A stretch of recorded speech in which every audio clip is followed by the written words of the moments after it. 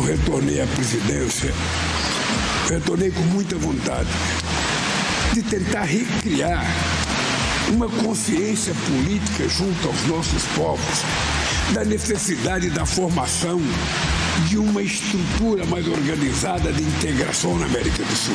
Ver a un compañero que fue víctima del tormento con su bebé, que lo secuestraron con su bebé, que torturaron a su bebé en sus brazos, que picanearon a ese compañero con su criatura en brazos, que tiene que volver a explicar por qué estos asesinos no tienen que estar sueltos. Hemos establecido que a partir del mes de septiembre la Ciudad Autónoma de Buenos Aires va a solventar el 100% de las compensaciones de sus 31 líneas y el Estado Nacional no va a poner un peso a Ciudad Autónoma de Buenos Aires.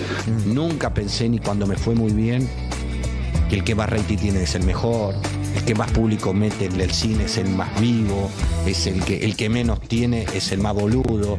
Si no la va la gente.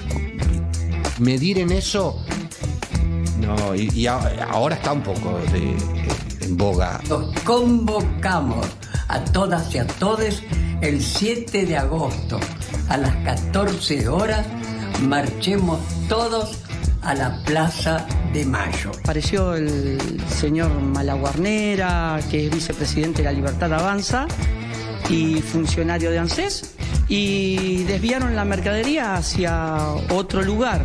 Y resulta que estas donaciones tienen que ir directamente a las asociaciones civiles. Es una obligación de la justicia llevarle verdad a Cristina Kirchner y su familia. Digo, el delito del cual fue víctima, por suerte en grado de tentativa y no consumado, es ni más ni menos que acabar con su propia vida. Si respecto de ella no se puede garantizar ni más ni menos que una investigación de alguien que quiso matarla, ¿qué queda para el resto de los mortales? Menos mal que teníamos el cepo y no nos pasó por encima, como pasó en distintas zonas del mundo, donde hoy ya se revirtió el problema de la burbuja que se pinchó allí en Japón. WhatsApp, imperialismo tecnológico, estás atacando a Venezuela, te entregaron todas las listas, te fuiste, WhatsApp. Si te he visto, no me acuerdo. Es un verdadero escándalo, porque Fabiola, denunció por violencia de género en el día de hoy al presidente Alberto Fernández. ¿Qué tal? ¿Cómo están? Muy buenas noches. Bienvenidas, bienvenidos a QR. Como sociedad, pero sobre todo a los hombres, a los varones, nos costó demasiado tiempo y demasiado dolor de las mujeres víctimas de violencia de género entender que no se duda de una denuncia de una mujer que está efectivamente denunciando de la manera que puede, en los tiempos que puede, violencia de género. No importa de quién se trate, no importan los cargos, no importa la historia. Hemos aprendido también con mucho dolor que en los lugares menos pensados había situaciones de violencia que alguien estaba conteniendo, imposibilitada de denunciar. Tiene impacto político local, por supuesto, pero también internacional, como recién mostraba Martín Angulo en el programa de Maxi Montenegro, la denuncia de Fabiola Yáñez sobre Alberto Fernández por violencia de género en distintas situaciones y características que ahora vamos a contar en función de lo que un juez ha resuelto en este caso. Ustedes ya saben, tiene que ver con una investigación derivada de otra investigación con tema de seguros en organismos del Estado. Ahí aparecen algunas conversaciones en el teléfono de la exsecretaria del expresidente Alberto Fernández y, con angustia, por lo menos esto es lo que derivó en una consulta primero a Fabiola Yáñez, que primero dice que no se sentía como para hacer ninguna denuncia, pero después sí, hoy cambia de parecer. Y esta es la información que, insisto, tiene enorme impacto político, no solamente en la Argentina, por tratarse de un expresidente y porque nunca un expresidente había sido denunciado por muchas cosas, expresidentes y expresidentas, denuncias de todo tipo, pero nunca por violencia de género. Buenas noches a todo el equipo. Buenas noches. Martín, Fer, Irina, hola Hernán. ¿Qué tal? Buenas noches. Irina, ¿dónde estamos parados? O repasemos, si vos querés, a esta hora, lo último y lo que nos trajo hasta acá.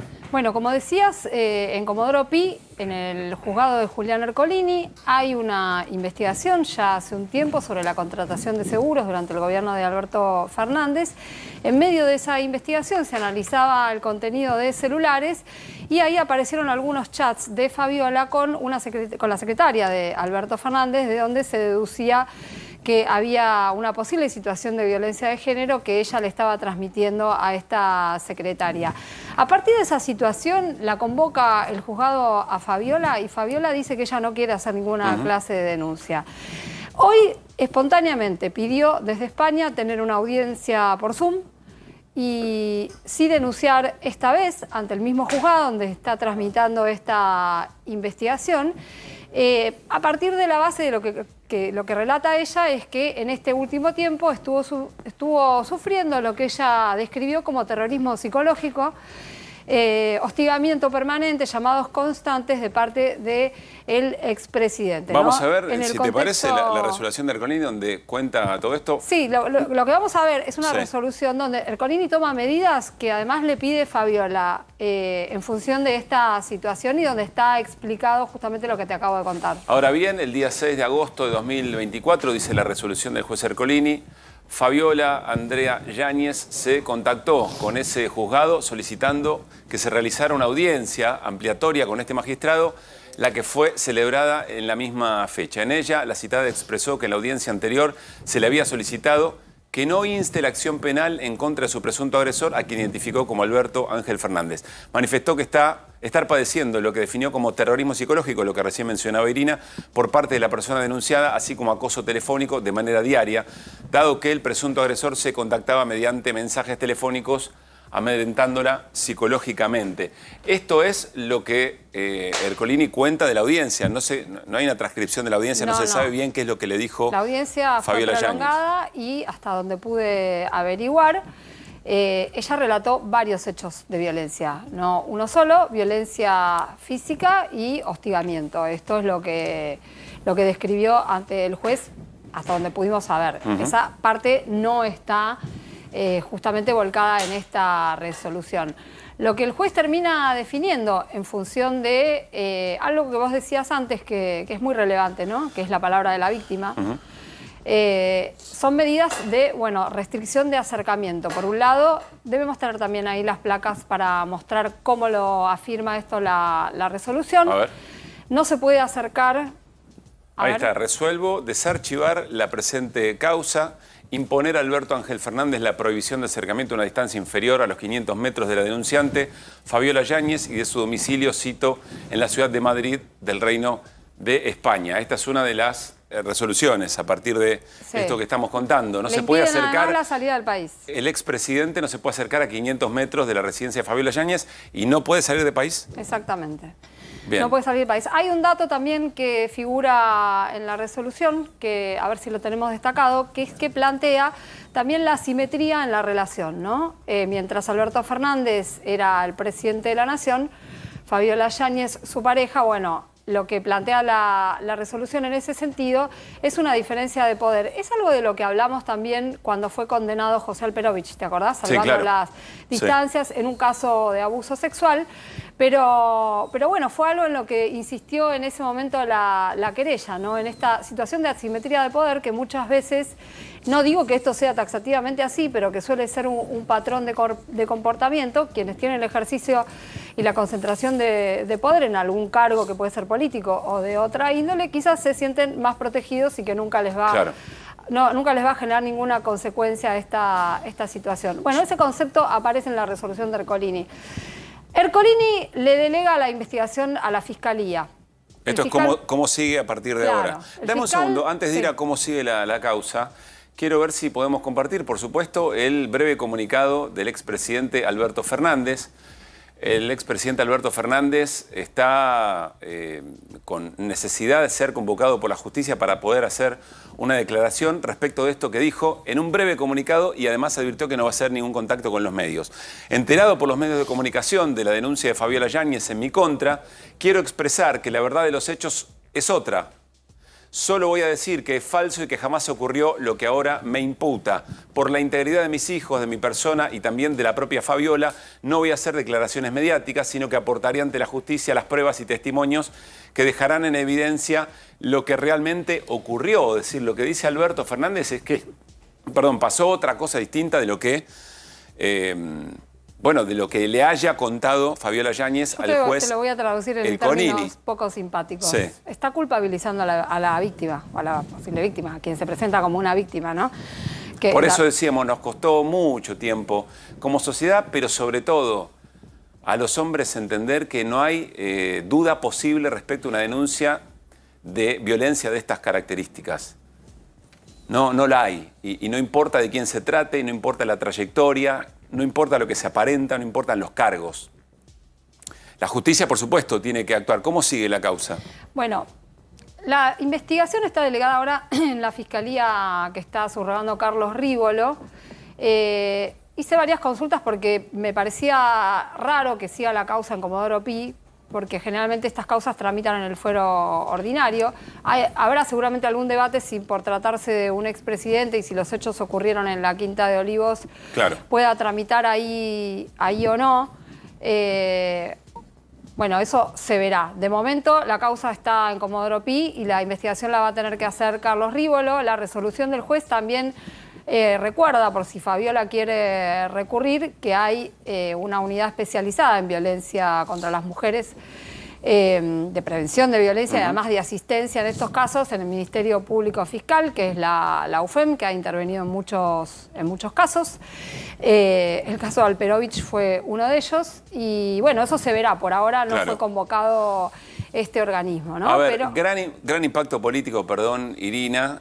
Voces desde todos los espacios de la política, de alguna manera reaccionando frente a esta denuncia muy grave, muy grave.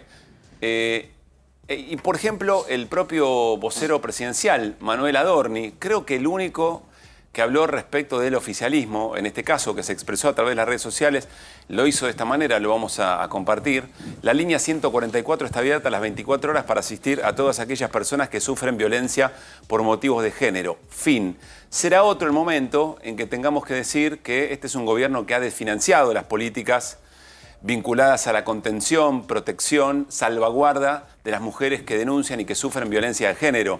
No es un dato menor. Por ejemplo, los recursos, aunque escasos recursos, para mujeres que no tienen dónde escaparse de los hogares, por ejemplo, que son violentos o de los lugares que incluso comparten con sus víctimas.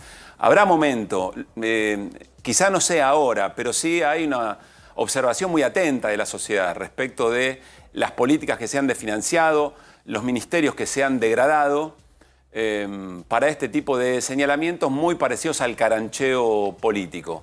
Lo determinante a esta hora, sí, perdón, Irina, este hecho me parece que justamente lo que hace es poner sobre el tapete un tema que recientemente, ¿no?, se debatió justamente cuando se desfinancia, deja de existir el Ministerio de las Mujeres, deja de existir la Dirección de Prevención de Violencia contra las Mujeres, ¿no?, de violencia de género. Y perdón, Irina, una de las cosas que se achicó fue justamente el personal de la 144, es que yo creo que se ven en la necesidad de salir a aclarar esto, porque un hecho de estas características pone en evidencia, la magnitud, ¿no?, y que puede pasarle a cualquier persona que enfrentarse con una situación de estas y necesitar ayuda.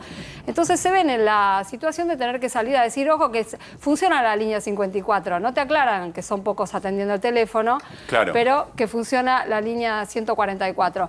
Y está bien que lo informen, porque hechos de estas características son bastante más comunes de lo que uno cree. Bueno, de hecho se volvieron importantes también las declaraciones o las respuestas de quienes fueron titulares del Ministerio de la Mujer. ¿Por qué? Porque en algún momento, en medio de decires en los medios, de trascendidos, eso quise decir, se había señalado que Fabiola Yáñez había pedido asistencia a las autoridades del Ministerio de la Mujer y que se le había negado. Bueno, Elizabeth Gómez Alcorta, una de las titulares durante el gobierno de Alberto Fernández del Ministerio de la Mujer, también se expresó en redes sociales. Me parece una mirada muy importante a esta hora para darle real importante dimensión a lo que está pasando. A ver si podemos arrancar desde el primer punto. Este es el tercero. Bueno, jamás me encontrarán en otro lugar. Se refiere a aquella, insistimos, se pone del lado de la víctima ante todas las cosas. Y nunca se la va a encontrar en otro lugar. Decía, era importante, si lo podemos después rescatar. Mira, si querés te leo el punto 1. Sí, dale, el punto 1 y el punto 2. Ella cuenta, tomo conocimiento de la noticia de que Fabiola Yáñez sufrió violencia de género de parte del expresidente. Primero me solidarizo con ella. La violencia de género es una realidad que atraviesa transversalmente la sociedad. En los ámbitos de poder, esa violencia se refuerza. Un poco lo que comentábamos recién. Vamos con el punto 3, ahora sí, la placa que teníamos del tuit de la ex titular del Ministerio de Mujeres, Géneros y Diversidad. Jamás me encontrarán en otro lugar. Fabiola nunca me comentó esta situación. Nadie puede dudar de lo que habría hecho en este caso, como cuando se violaron derechos de mujeres indígenas y presenté mi renuncia. Lo que es inadmisible es que algunos que despotrican contra las políticas de género, que niegan que hayamos bajado los femicidios por 2 años consecutivos, que aplauden y festejan el cierre del Ministerio de las Mujeres, pretendan, bueno, que el rol que tenía era ser la celadora de los comportamientos violentos del presidente o de cualquier otro funcionario. También somos culpables de la violencia de ellos. Muy clara Elizabeth Gómez Alcorta en qué lugar se pone frente a esta denuncia y al mismo tiempo haciendo las menciones sobre quienes cerraron o degradaron o anularon el Ministerio de Mujeres y sin embargo tienen estos señalamientos. Entiendo que también Massina, quien fue también titular del Ministerio de Mujeres durante el gobierno de Alberto Fernández, después de la renuncia de Gómez Alcorta, se comunicó a nuestra producción y ella también dijo que no había recibido denuncia alguna de Fabiola Yáñez. Bueno, veremos todas estas cosas qué derivación tienen. También hay otras repercusiones. Juliana Di Tulio, por ejemplo,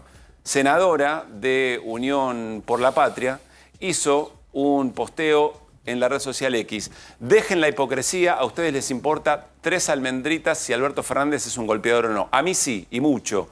Los y las que caranchean tienen un único interés, que es peronista. Si fuese otro espacio político, dormirían como bebés. Le creo a ella. Punto, dice Juliana Di Tulio. Y me gustaría si podemos compartir también el mensaje de la ex legisladora porteña. Estamos hablando de Ofelia Fernández. Muy duro también, desde otra generación. No quiero esperar ni especular con estas cosas, jamás lo hice. De cualquier golpeador diría primero que es un hijo de puta. De Alberto Fernández creo también que es un psicópata por haber usado durante años al feminismo y a sus militantes.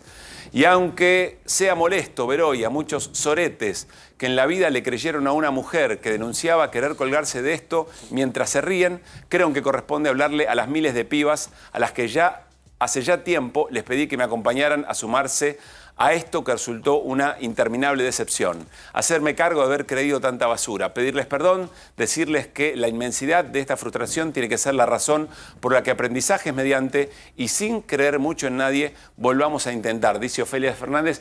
Repercusiones de la política, que se siente muy interpelada la política también por esta denuncia muy pero muy grave, que por supuesto tendrá que esperar a la justicia, pero ya sabemos que la justicia, como me explicaban y me reforzaban una y otra vez, porque insisto, sobre todo a los hombres y a los varones nos cuesta mucho entender tanto sufrimiento y lo que significa una denuncia de estas características y cuáles son los procesos que tiene la justicia, lo difícil que a veces es confirmar estas denuncias, poder probar estas denuncias y que después terminan prácticamente en nada, y eso es la base para la desconfianza una y otra vez de las víctimas que se animan a denunciar. ¿Qué más, Irina? No, respecto a esto que decís, la verdad que el sistema judicial sigue siendo bastante machista en general, y no solamente los varones, porque hay una cultura generalizada que todavía incluso subestima la formación en perspectiva de género, ¿no? Esto todavía sigue siendo una deuda. La ley Micaela fue sumamente importante, pero imagínate con las políticas actuales la relevancia que se le está dando dentro del Poder Judicial,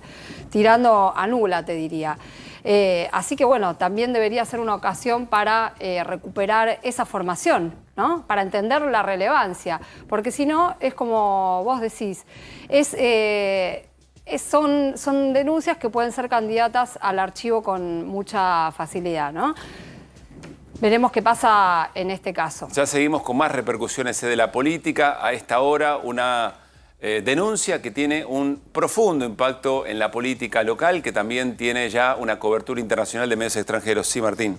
Desde el punto de vista político, a mí me parece que es una impresión que tengo, que el tuit de Adorni sobre la línea 144 está el 144 y está a disposición de cualquiera, o de cualquier mujer que denuncie su carácter de víctima o haber sido objeto de violencia psicológica o física o de lo que se trate.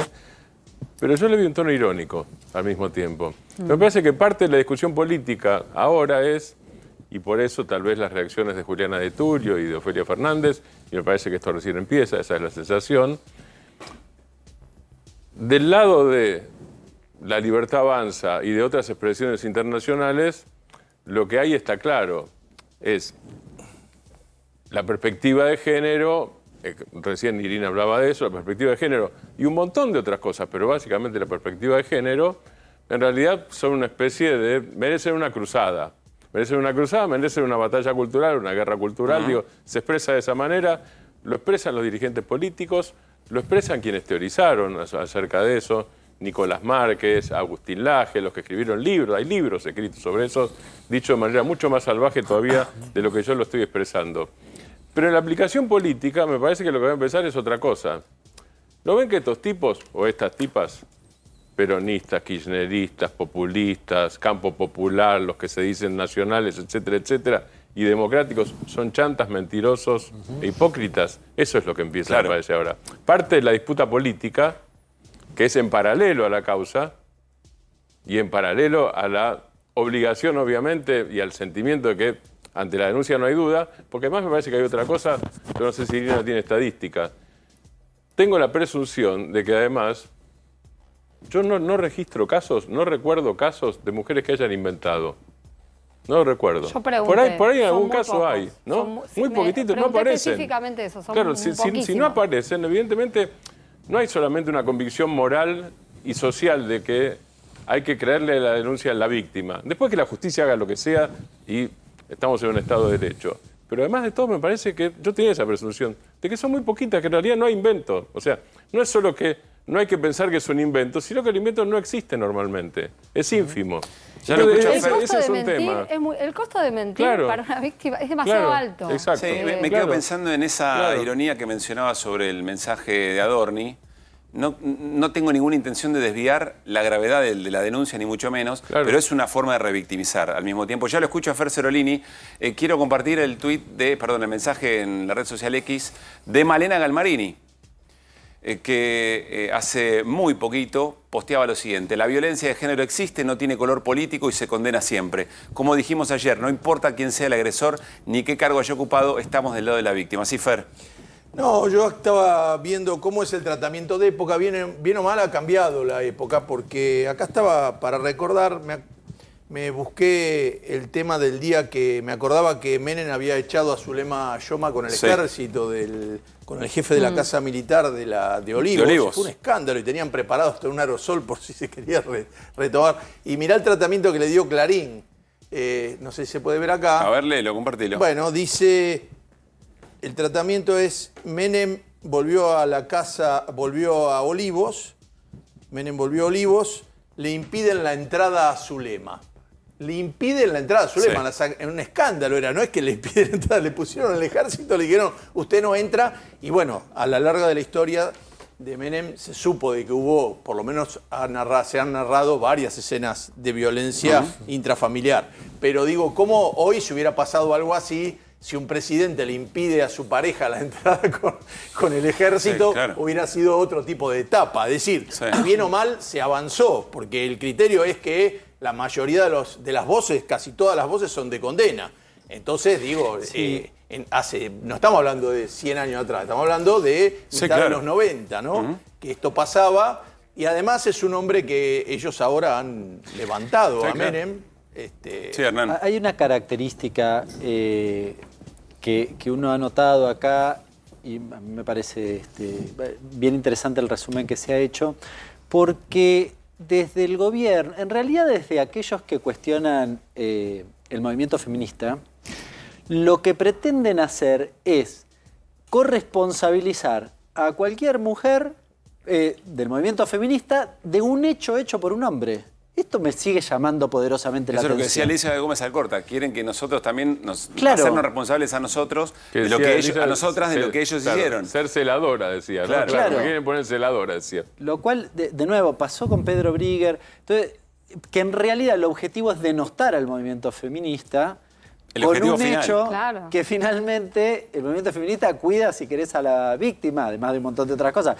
Pero es llamativo cómo le indilgan esto, me parece Martín lo mencionaba, Verina también, de, en el plano de la política, tratar de aprovechar este escenario para, además, correr al movimiento feminista en un hecho, de nuevo, claramente denunciable y denostable. Irina, ¿quién es o qué rol juega en realidad Juan Pablo Fioribelo? Vamos a compartir ahora algunos testimonios. Se lo mencionó como el abogado tanto de Fabiola Yáñez como de Alberto Fernández en algún momento, pero ¿qué rol tiene en este momento? No es formalmente el abogado de ella a esta hora, digamos, pero ha sido sí su abogado en causas judiciales. Sí salió a opinar y a decir cosas sobre este tema y a revelar conversaciones que tuvo con Fabiola.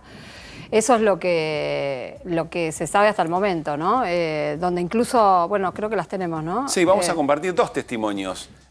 Un primer momento de estas últimas horas, porque recuerden, hasta ayer todo era una derivación de otra investigación y trascendidos. Se hablaba y se sigue hablando, por supuesto, de fotos, de 4 fotos, de un video que todavía no se conocen. Veremos de qué manera el juez también trabaja con esa información y con ese material y no revictimiza a quien denuncia. Pero vamos a escuchar, esto pasaba antes de la denuncia, dale. Hasta ahora nunca me había contado que Alberto le pegaba. Eso lo dije siempre, hijo. Sí. Eso lo mantengo, no es que vengo acá y... No, por supuesto, pero hoy te dijo que era porque le pegaba, por golpes. Me dijo exactamente, me dijo que ella había sufrido golpes físicos de parte del expresidente y que no iba a aguantar más y que estaba viviendo, te escuché mucho ruido acá atrás, sí, y que había estado muy angustiada con todo esto y que no aguantaba más y que por eso la llamaba, se contactó con el juzgado para denunciarlo penalmente. Bien, dice que antes le había dicho que no había habido ningún tipo de violencia física en ese sentido, que nunca es decir, que él no lo sabía eventualmente y que después sí, le dijo que no aguantaba más y que de ahí había surgido la denuncia de esta jornada. Y también dijo que habló con el expresidente Alberto Fernández. Lo llamé a Alberto Fernández y le dije, vení porque te quiero ver. Encontrémonos a tomar un café. Pues te quiero ver cara a cara. Y le pregunté lo mismo. Le dije, ¿vos le pegaste? Te hablo en serio, ¿no? Fue así el diálogo. Le dije, ¿vos le pegaste? No me importa si vos fuiste buen presidente, ahora estoy evaluando otra cosa. El acto de que le hayas pegado a una mujer, en este caso fue, ¿vos le pegaste? Me dijo, yo te juro por Dios que no es que no le pegué, en la vida le pegué a una mujer. Y me dijo, Juan Pablo, yo tengo y tuve 1000 defectos y tengo muchos errores como cualquier persona. Más o menos por las cosas políticas que viví. Pero sí algo estoy seguro, que en mi vida tuve un acto de violencia y de pegarle a una mujer. Se puso, hasta se emocionó al decírmelo. Estábamos solos, Estábamos solos con un café en una mesa. Bien, para ordenar cronológicamente, esto fue anoche. Esta declaración de Juan Pablo Fioribelo, luego lo que veíamos antes, cuando efectivamente Fabiola Yáñez le cuenta que ya no aguantaba la situación y que efectivamente había denunciado algo que nunca le había comentado en otra oportunidad. Bueno, hay una cuestión que es que, o sea, él no puede estar asesorando a los dos a la vez. Ser el abogado de Fabiola... ¿No puede asesorar o no puede ser abogado de los dos? No puede ser abogado, ¿no? No puede ser abogado de los dos a la vez, ¿no? Tiene que elegir una parte. Claro, pero él viene trabajando con los dos. Con los dos, claro. Bueno. Queda en una posición llamativa, ¿no? Sí. Reiteramos, el expresidente de la Nación está ansioso porque se lo convoque a declarar. Él quiere dar su versión ante el juez Ercolini. ¿Quién es el fiscal que está...? Le toca a Carlos Rívolo. Vos sabés una curiosidad que, bueno, quizá algunos la conocen y otros no. Ercolini trabajó con Alberto Fernández, compartían cátedra con el procurador fallecido Eduardo Righi. Ah, fueron muy cercanos. Muy cercanos. Sí, fueron muy cercanos. Mirá vos. Bueno, veremos, insisto, qué derivación tiene. Acá hay varias cosas para analizar, ¿no? Primero, qué derivación tiene en la justicia, luego lo que la sociedad hace con esto respecto, insisto, de tanto tiempo, tantas décadas de aprendizaje sobre qué se hace y cómo se trata a una víctima, a una mujer víctima que denuncia violencia de género, y por otra parte, estas hipocresías permanentes respecto a las políticas de Estado sobre cómo cuidar, sobre cómo acompañar, sobre cómo salvar con recursos a las personas que están sufriendo violencia de género en distintas características, y no importa el sector social, no importa la trascendencia, no importa las personas que efectivamente hayan sido, ni los lugares que hayan ocupado u ocupen en la actualidad. De esto estamos hablando, no de otra cosa. Veremos, insisto, cómo sigue además, esto en estos tiempos. Lo interesante me parece que es que prima el tema de la violencia de género sobre cualquier idea de partido, digamos. Nadie se le ocurriría decir, che, de los nuestros, no lo ataquemos porque nos van a decir que nosotros somos tal cosa. Me parece que inmediatamente las mujeres en esto acá, no les importa el partido que sea, ha cambiado en eso. En otra época no hubiera sido así. Si es de tal partido, estas voces no salen. Y acá me parece que, las voces más fuertes contra Alberto son del propio partido. Sí, eso sí, pero yo con la oposición no sé qué va a pasar. No, lo de la oposición, bueno, ¿Qué sé yo? No, claro, bueno. No es la oposición, ellos son el oficialismo. Bueno, un lapsus. Mirá, acá la abogada Valeria Carreras me acota que el Código de Ética tiene un artículo que según el cual Fioribello no podría asesorar a ambos. Debe abstenerse de representar, patrocinar y asesorar simultáneamente o sucesivamente intereses opuestos en la misma causa. Bien. Sí, además, la otra cuestión es que la causa es sobre la contratación de los seguros. Claro. Esto es un tema que no tiene nada que ver, por eso yo creo que esto va a terminar en una discusión. O sea que Ercolini no va a seguir con esta parte. Yo no sé, yo tengo la duda. Porque hasta ahora lo que yo leí es que cuando empezaron cuando descubrieron en los WhatsApp que había fotos e intercambios que tenían que ver con violencia y no tenían que ver con la causa de seguros, lo pusieron como en una cajita aparte. Yo te lo voy a decir mal, vos lo vas a decir bien. Sí, pero lo pusieron aparte, digamos. Lo pusieron aparte, lo dejaron ahí, en una quesera. Y se hace la audiencia o se la convoca y se hace la audiencia. Yáñez. Ahora, eso es cuando estaba como latente. Claro. Ahora ya está porque hay una denuncia. Además, pero cualquier formalista te diría, tendría que mandar la denuncia que se sortee, otro juzgado o otro fuero. Una pregunta medio ingenua, de nuevo, repasando eso.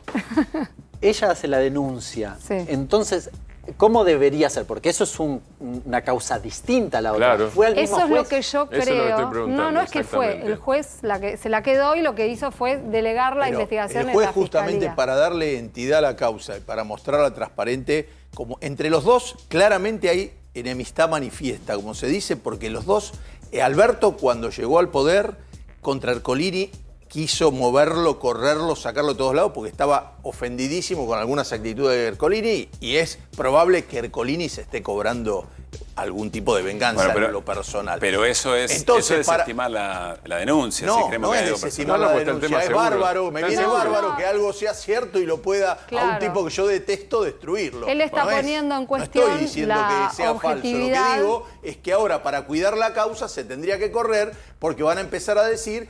Alguno te va a decir, ¿por qué abren un teléfono y sacan algo que no tiene que ver con la causa? A usted no le corresponde. Bueno, y encima, inicialmente, Fabiola no quería hacer la denuncia. Entonces, parece, ahora que la mujer accede, me parece que justamente para que pueda avanzar tranquila la causa, se tendría que correr. Ahora, se dan cuenta, es interesante, porque acá en esta lógica discusión, intercambio de ideas sobre cómo tiene que seguir la causa y demás, está claro que un poder judicial históricamente machista, y todavía efectivamente lo es, tiene ciertas reglas de juego que no atiende la necesidad de una denuncia de estas características, que por lo general es muy difícil probar y tiene una víctima durante demasiado tiempo callada respecto de abusos, respecto de agresiones, de distintos tipos de violencias de estas características.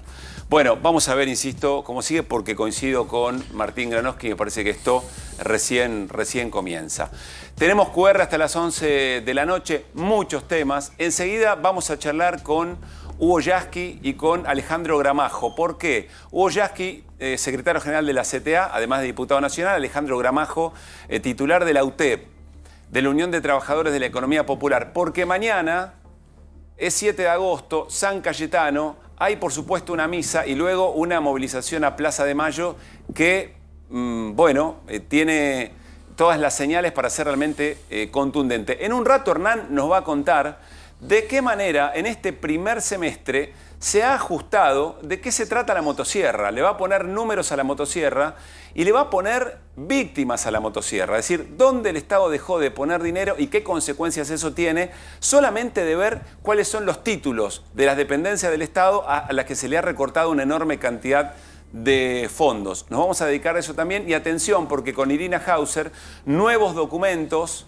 avanza y puede hacer implosionar al bloque de La Libertad Avanza todo lo que tiene que ver con las visitas de diputados y diputadas a represores en Ezeiza. Nuevos documentos, enseguida vamos a charlar con Irina Hauser. Acompáñenme al living para el encuentro de Hugo Yasky y Alejandro Gramajo. Hugo, ¿cómo estás? ¿Cómo estamos? Bienvenido, gracias por venir, Alejandro. ¿Qué tal, Pablo? ¿Cómo estás? ¿Cómo estás? Gracias. Bien. Bueno, ¿qué expectativa para mañana, 7 de agosto, alrededor de la idea de trabajo, que de eso se trata, ¿no? El patrono del trabajo, San Cayetano. Alejandro. Bueno, como todos los 7 de agosto, los movimientos populares hemos decidido una vez más iniciar una jornada de protesta en paz, por trabajo, en una fecha que está arraigada en el sentir popular, que está arraigada en lo más profundo del corazón del pueblo trabajador, del pueblo humilde, porque es el día del patrono del pan y del trabajo, pero además está arraigada en la conciencia colectiva del pueblo trabajador, porque es una fecha simbólica a un proceso de pelea que encabezó el compañero Saúl Ubaldini. Y este 7 de agosto nos encuentra en un momento crítico en términos sociales, en términos económicos, porque los indicadores sociales que salieron hace pocos días del primer trimestre, datos oficiales del INDEC, dan cuenta de que la Argentina está parada sobre un 55% de pobreza, un 20% de indigencia, que 7 de cada 10 niños y niñas en la Argentina son pobres, que hay una catarata de desempleos permanente, que aquella fila del hambre que nosotros iniciamos por febrero se ha incrementado muchísimo, porque hoy no solamente están los compañeros que necesariamente iban a una olla popular, producto de que no tenían cómo resolver el problema de la comida en su familia, sino que producto de las decisiones económicas que ha tomado este gobierno, hoy tenés a jubilados, incluso a trabajadores formales que no pueden llegar a fin de mes. Estamos viendo en vivo, compartiendo imágenes en vivo de lo que en este momento es la iglesia de San Cayetano, allí en Liniers, de donde mañana, corregime Alejandro, aquí se realiza la misa y de aquí parten las organizaciones sociales a esa Plaza de Mayo. Claro, el dispositivo que nosotros tenemos planificado es a las 8 de la mañana, 8:30 de la mañana, hacemos una bendición de herramientas en Cusco y Rivadavia, que es el lugar que generalmente concentramos, donde están los trabajadores y trabajadoras formales de la economía popular y un acompañamiento de diferentes sectores también religiosos, porque en esta convocatoria también adhiere, por ejemplo, la Federación Argentina de Iglesias Evangélicas, que siempre está ahí presente. Un documento de curas villeros muy duro, muy importante, muy contundente. Después vamos a hacer una peregrinación por Rivadavia, que la va a encabezar el Movimiento Misioneros de Francisco, que la encabeza el compañero Gringo Castro, que fue hasta hace unos meses secretario general de la UTEP, y después vamos a hacer un acto multisectorial y multitudinario en Plaza de Mayo. En Plaza de Mayo también, para que todo el mundo sepa, vamos a armar una feria de la economía popular para mostrar muchos de los trabajos que hacen los compañeros de la economía popular. Vamos a armar un comedor comunitario para también compartir el pan y la comida con las familias que no pueden comer. Y también vamos a armar puntos de donación de alimentos que lo están organizando la Mesa de Organismos de Derechos Humanos, porque queremos también que la gente que todavía puede colaborar con un alimento se acerque a colaborar y que después va a ser distribuido en diferentes comedores comunitarios. Hugo, ¿cómo toman las centrales sindicales este 7 de agosto? Y una pregunta más. Da la sensación que la calle a Milei no le molesta, es decir, hasta que la festeja, porque dice, bueno, ustedes llenen la calle, pero yo con las redes sociales me manejo y esto no me toca, no me impacta. Es relativo lo de Milei, porque si no, no hubiesen presentado un proyecto de ley para reformar la ley de seguridad interior. Si no, no hubiesen avanzado, como lo están intentando hacer, con un proyecto que involucra a las Fuerzas Armadas en la represión interna. Eso que él dice, estoy haciendo el ajuste más grande del mundo y todo va bien, sabe que en un momento se corta.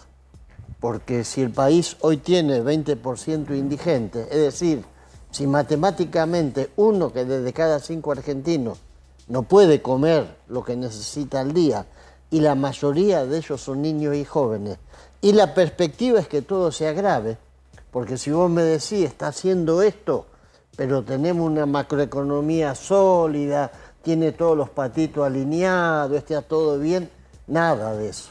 Es un tremendo desastre. La denuncia que ha hecho el compañero Palazzo, se están llevando los lingotes de oro, no saben qué inventar para tratar de sostener una situación. Entonces, creo que es relativo. Y frente a eso, voy a lo primero que me preguntabas, el movimiento obrero acompaña, no por una cuestión de expresar solidaridad, sino porque somos parte de lo mismo. La clase trabajadora argentina es una sola.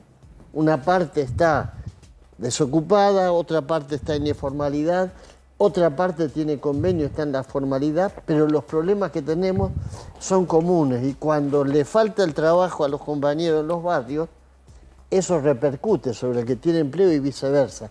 Por eso vamos a convocar a la Plaza de Mayo y vamos a estar también simbólicamente acompañando la ceremonia en San Cayetano. La tesis del gobierno es que en realidad la política cambió y que esta manera de hacer la política es una manera del siglo XX y que, bueno, ahora hay otras herramientas para interpelar a la sociedad y que eventualmente la sociedad o un sector de la sociedad, esto no termina de conmoverlo como denuncia respecto de lo que está pasando. ¿Qué pasa en los barrios con la calle, con la movilización, con poner el cuerpo, Alejandro? Lo primero que te voy a decir es que está todo bien con la idea de utilizar nuevas herramientas, pero yo creo en la realidad. Para mí la realidad no es una historia de Instagram, no es lo que pasa en un Twitter que creo que tiene 140 caracteres, que ya ni siquiera se llama Twitter, sino la vida real es lo que pasa en la fábrica, es lo que pasa en la universidad, es lo que pasa en la barriada popular, en donde cuando desaparece el Estado, lo que nosotros siempre decimos, reaparece el narcotráfico, reaparece el reclutamiento de nuestros pibes, reaparece el drama de familias que no tienen cómo comprar medicamentos, cómo no pueden pagar el alquiler de piecitas que alquilan en el barrio, que no pueden comer y que se endeudan con los que tienen plata fácil en el barrio, que en general son los tranzas, son los delincuentes, y ese drama es la realidad. Que por ahí no se expresa en una encuesta que pueda hacer una consultora determinada, porque ni siquiera, viste que hay determinada zona que el GPS te marca zona peligrosa y que ahí no entra ni siquiera el Wi-Fi. Entonces, todo eso que se vive en la realidad y que también se expresa en lo que estamos viendo ahora en pantalla, que es San Cayetano, que la gente está pidiendo, o por no perder el trabajo, porque ve que la avalancha de despidos se te acerca, o porque está pidiendo por tratar de conseguir trabajo para que un familiar pueda tener pan. Esa realidad por ahí no se expresa en las encuestas, no se expresa en las redes sociales, pero es la realidad silenciosa que se vive en todos los lugares. Mira, yo vengo recién de una misa que organizó la diócesis Avellaneda Lanús, que lo organizó con el movimiento obrero, que estaban los compañeros de CGT, CTA y movimientos populares. ¿No saben la penuria de muchísima gente que se acercaba a contarnos de lo mal que la está pasando? Esa realidad es la realidad que tiene que entender el gobierno, porque ellos ya no están trabajando en una consultora o en un estudio de televisión o haciendo marketing, sino que tienen que resolver los problemas a la gente. Martín. Para cualquiera de los dos o para los dos si quieren, ¿cómo están? ¿Cuánto hay, en la realidad que describían vos, Alejandro, y Hugo hablaba de los problemas y de los patitos desalineados? ¿no? Algo así dijiste en algún momento. ¿Cuánto juega la realidad o el peso de esta realidad y cuánto juega todavía, por un lado, la esperanza en, bueno, está bien, hay que aguantar porque el gobierno lo va a resolver, y por otro lado es, no quiero volver hacia atrás? ¿Cuánto juega eso? Yo no hablo en la teoría, sino en la conversación de ustedes en la calle, en los trabajos, o cuando no hay trabajo en un comedor. Hugo. Y yo creo que estamos en un momento en el que, aunque parezca mentira, son 7 meses de gobierno. Eso es poco mucho. Eso, por eso digo, aunque parezca mentira, en términos del daño que se ha hecho es mucho. Mucho, demasiado. Un gobierno que ha jugado todas las fichas a mantener deprimidos los niveles de inflación. Hoy le queda eso. Si llega a perder eso, yo creo que aceleradamente se va a deteriorar la situación. Y no tienen plan B. El plan B es la represión, el único plan B que tienen. Y mucha gente todavía piensa que disocia la inflación en baja con la pérdida del poder adquisitivo. Mucha gente es como que ve que son dos cosas distintas. En realidad, nosotros lo sabemos, es decir, la inflación tiene el ancla de que la gente no tenga empleo o no tenga poder adquisitivo. Esa es toda la magia que ha hecho Milei, hundir a tal punto el poder de compra de los argentinos, hundirlo a tal punto que la agujita no se mueva simplemente por default de los bolsillos. Quedaron los bolsillos vacíos. Y creo que hoy todas las encuestas de opinión muestran claramente, cada vez se achica más el témpano en el que está parado Milei. Hoy ya hay más de la mitad de la gente que empieza a decir, guarda que por este lado no vamos. Unos dicen, vamos a esperar un poquito más. Lo que no quiere decir que acumule, que se pasen a la oposición. A otro lado. No, porque ese es otro tema, ese es un problema. Porque hay una frustración ahí muy fuerte. Ese es un problema nuestro, claro. Nosotros tenemos que construir algo que le devuelva la esperanza a la gente. Y la verdad, en ese sentido, estamos en deuda, porque no lo estamos haciendo. Y el resto de la oposición es como una especie de oficialismo de segunda marca. Es decir, lo único que podría generar una esperanza es el espacio nuestro. Y creo que eso explica... El Frente Izquierda también es muy consecuente, ¿no? Sí, es muy consecuente, pero en términos digamos, de poder real, de que la gente diga, bueno, claro, salimos para este lado. Entiendo. Nosotros tendríamos que hacerlo. Creo que en ese sentido las centrales sindicales, la UTEP, los movimientos sociales están aportando y pienso que eso, creo que va a haber unos meses en los que va a empezar a haber un cambio cualitativo, porque hoy ya el tema que más preocupa a la gente es el poder adquisitivo, es el empleo. Quiero escuchar a Alejandro sobre esto, pero quiero decirles que en un rato viene Guaime y que tiene un trabajo que efectivamente muestra, por lo menos lo que pudimos observar, nos lo va a explicar con detalle, que va mostrando el aumento de cierto desencanto. Ahora, no significa que eso acumule, que sea la oposición estrictamente quien acumula eso. En un ratito vamos a conversarlo con él. ¿Ibas a decir, Alejandro? No, a mí me parece que efectivamente el gobierno va perdiendo apoyo y que el gran problema que tiene el campo nacional y popular, el movimiento obrero, las fuerzas populares, es la ausencia de la discusión de un modelo de país.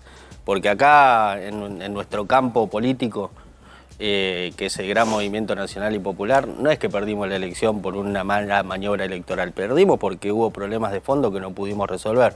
que en el 2019 logramos recuperar el gobierno con una expectativa muy alta, pero que las expectativas no se cumplieron bajo ningún punto de vista. Electoral. Bajo ningún punto de vista. Acá la ausencia es de debate más estratégico, de tener la capacidad de construir los consensos necesarios de cómo volvemos a planificar el país, de cómo volvemos a repoblar el país, de qué vamos a hacer con los recursos naturales, los resortes estratégicos de nuestro país, qué vamos a producir, quién lo va a producir, cómo se va a producir, cómo resolvemos el problema de la pobreza.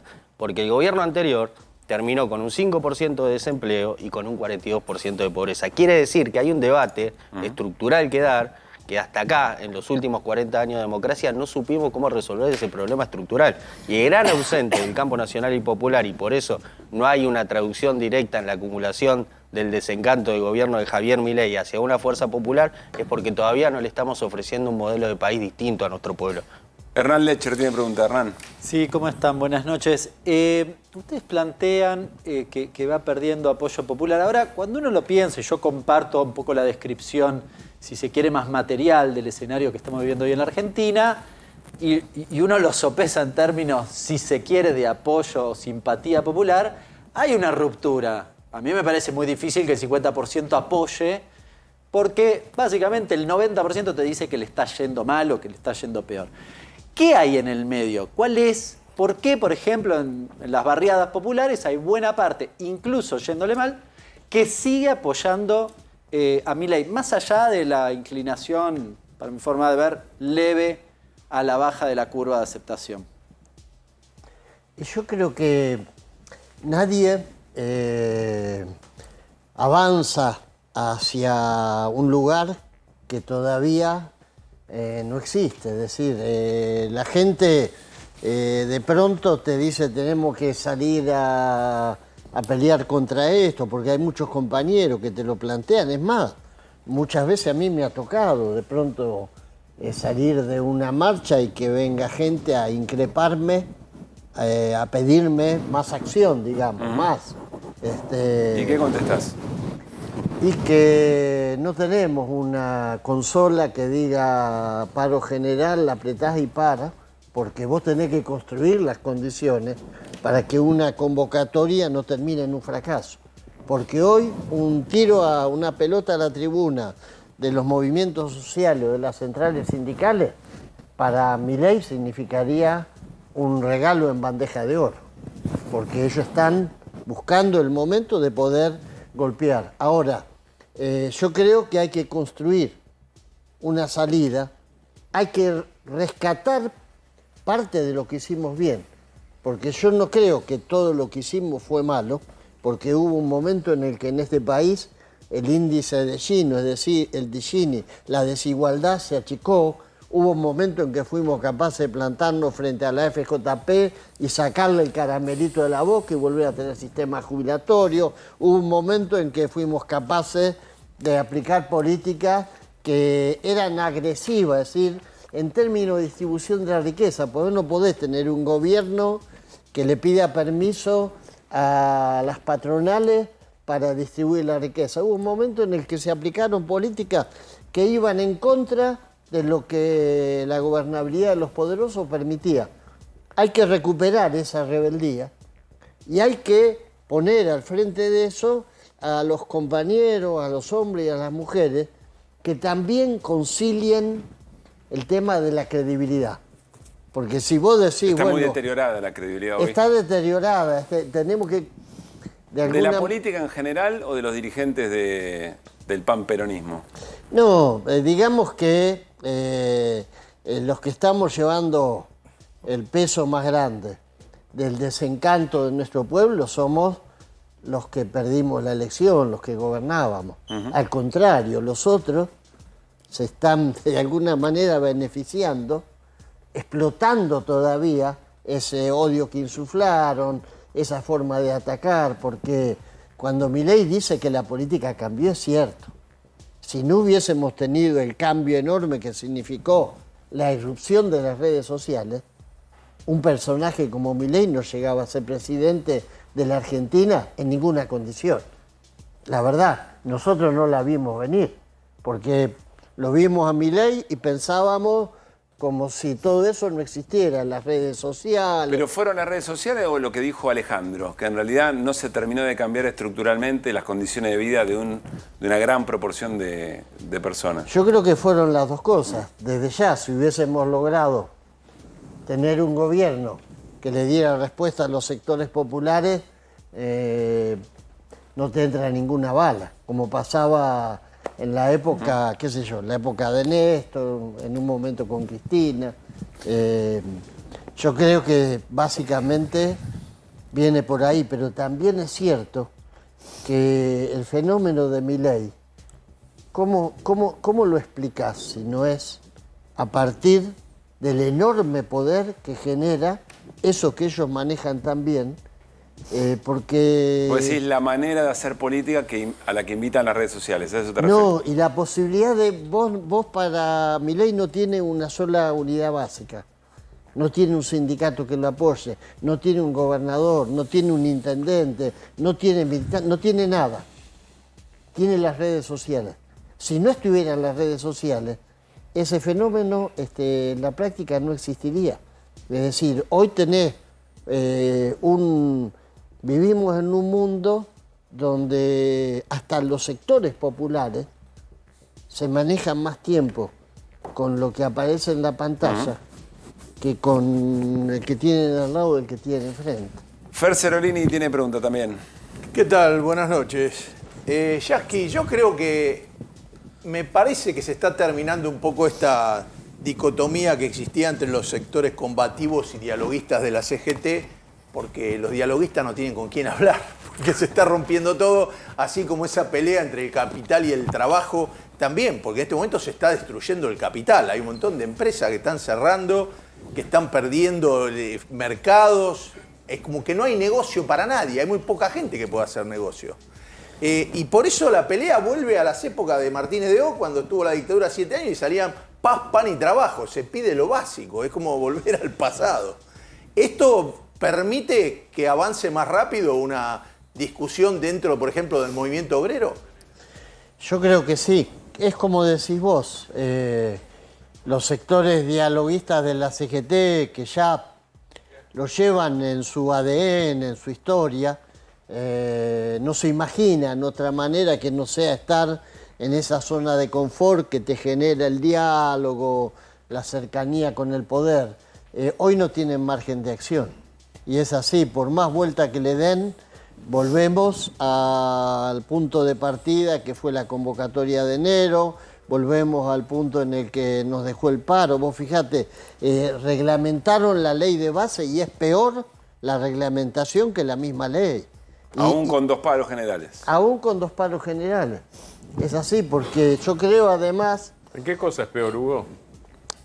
Por ejemplo, terminan de convalidar la figura de los colaboradores en lugar de ser empleados, son colaboradores. Había quedado en que supuestamente se podía mejorar el tema de que si un empresario se quedaba con los aportes del trabajador, algún tipo de penalidad le podía caber, desaparece totalmente.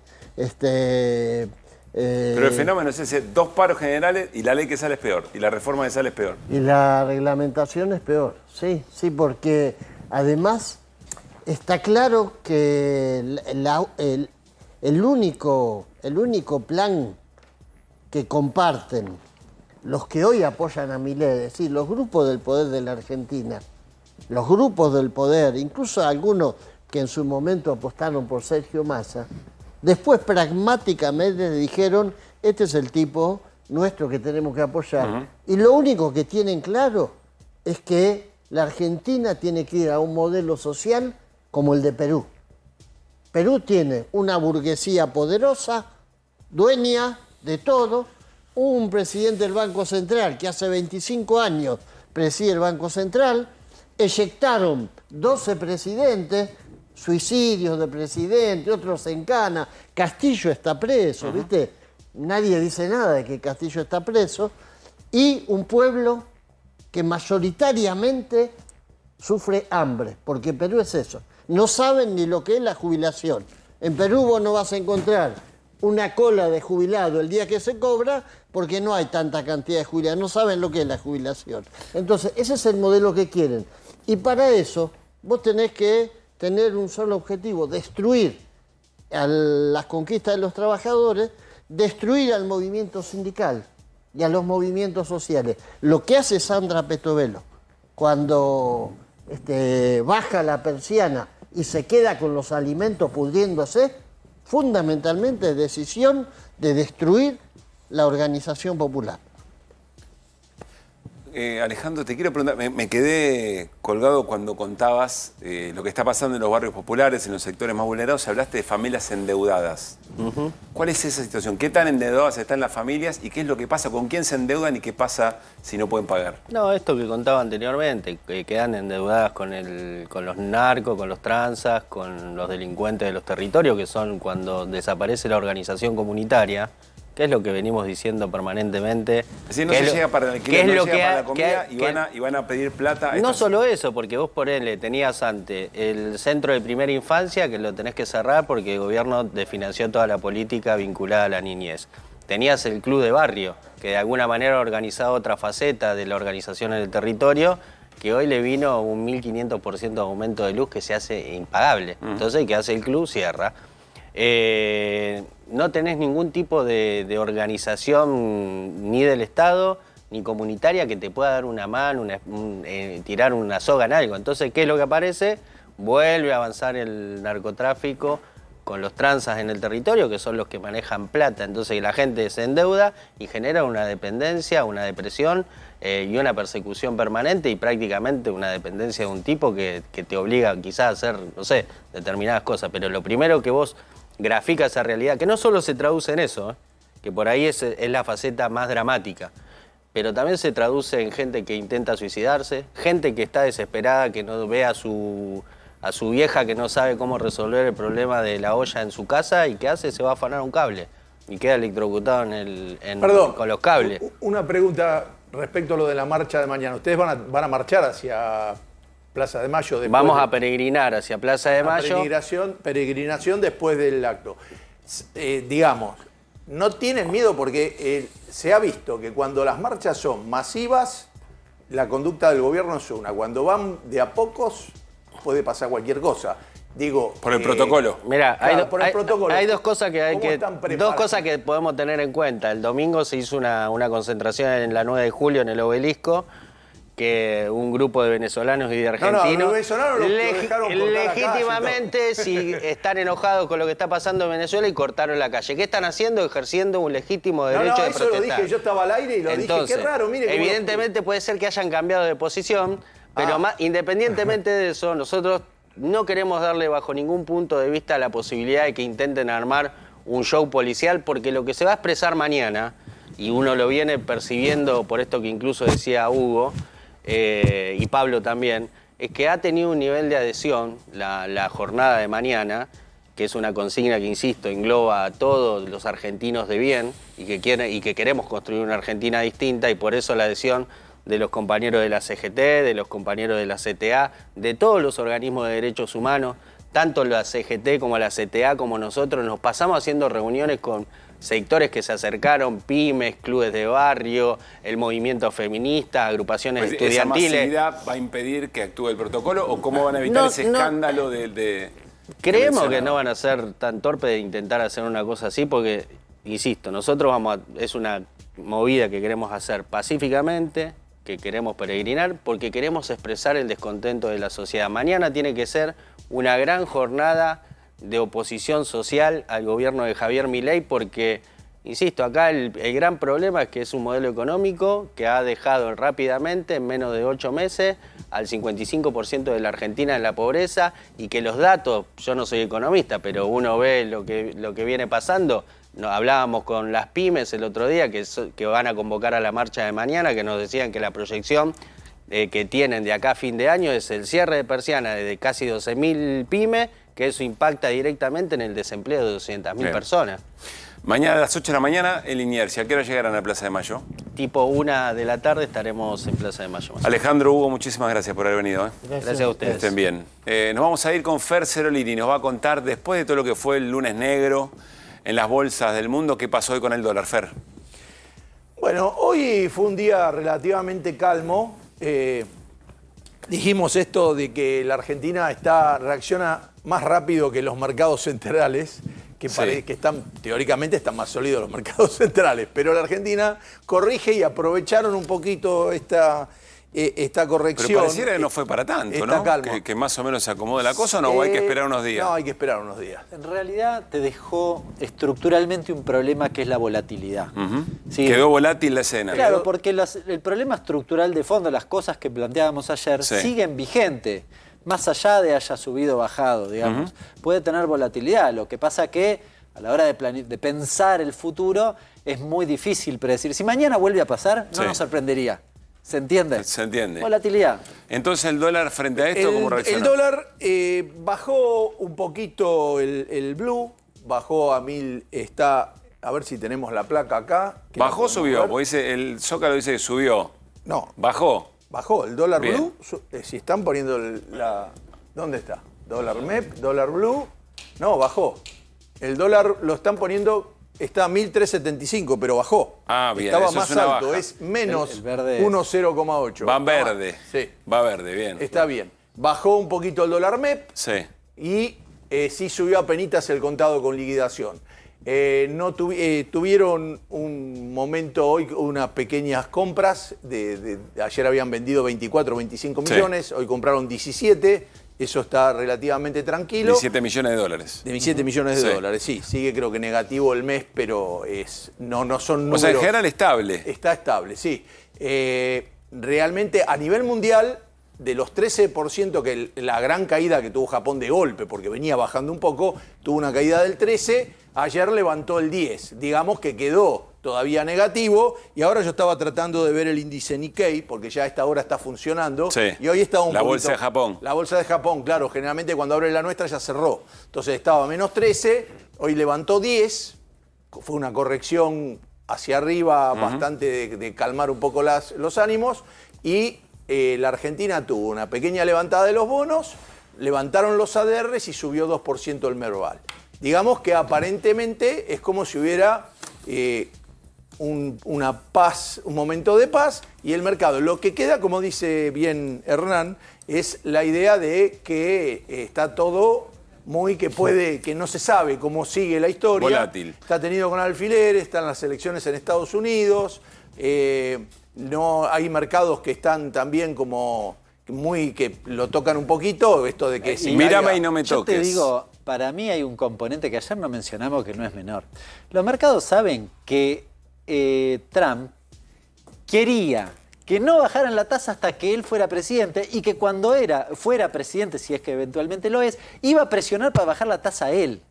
Con lo cual también esto genera tensiones. Por eso el proceso electoral no es menor, obviamente, estás hablando de Estados Unidos, todo lo que quieras, pero hay un tema con la tasa y con la dinámica monetaria y financiera. Nos vamos a ir a la tanda, enseguida viene Guaime y nos va a contar qué es lo que está pasando con la expectativa de la sociedad respecto del gobierno de Javier Milei, con algunos cambios en su última medición de hace unos días nada más. Vamos a hablar con Irena Hauser, insistimos, nuevo material importante a la hora de dilucidar qué es lo que pasó, qué es lo que fueron a hacer esos diputados y diputadas a Ezeiza a visitar represores. Algo de Estados Unidos también tiene Martín Granowski, y muy importante también el ajuste en este primer semestre, la motosierra, la dimensión de la motosierra del gobierno de Javier Milei en el primer semestre de este año, de este 2024. Llegó el momento de ahorrar en combustible. ¿Sabías que si te pasás a GNC ahorrás miles de pesos por mes? Pensá en gas argentino, pensá en economía y medio ambiente, pasate a GNC. Tanda.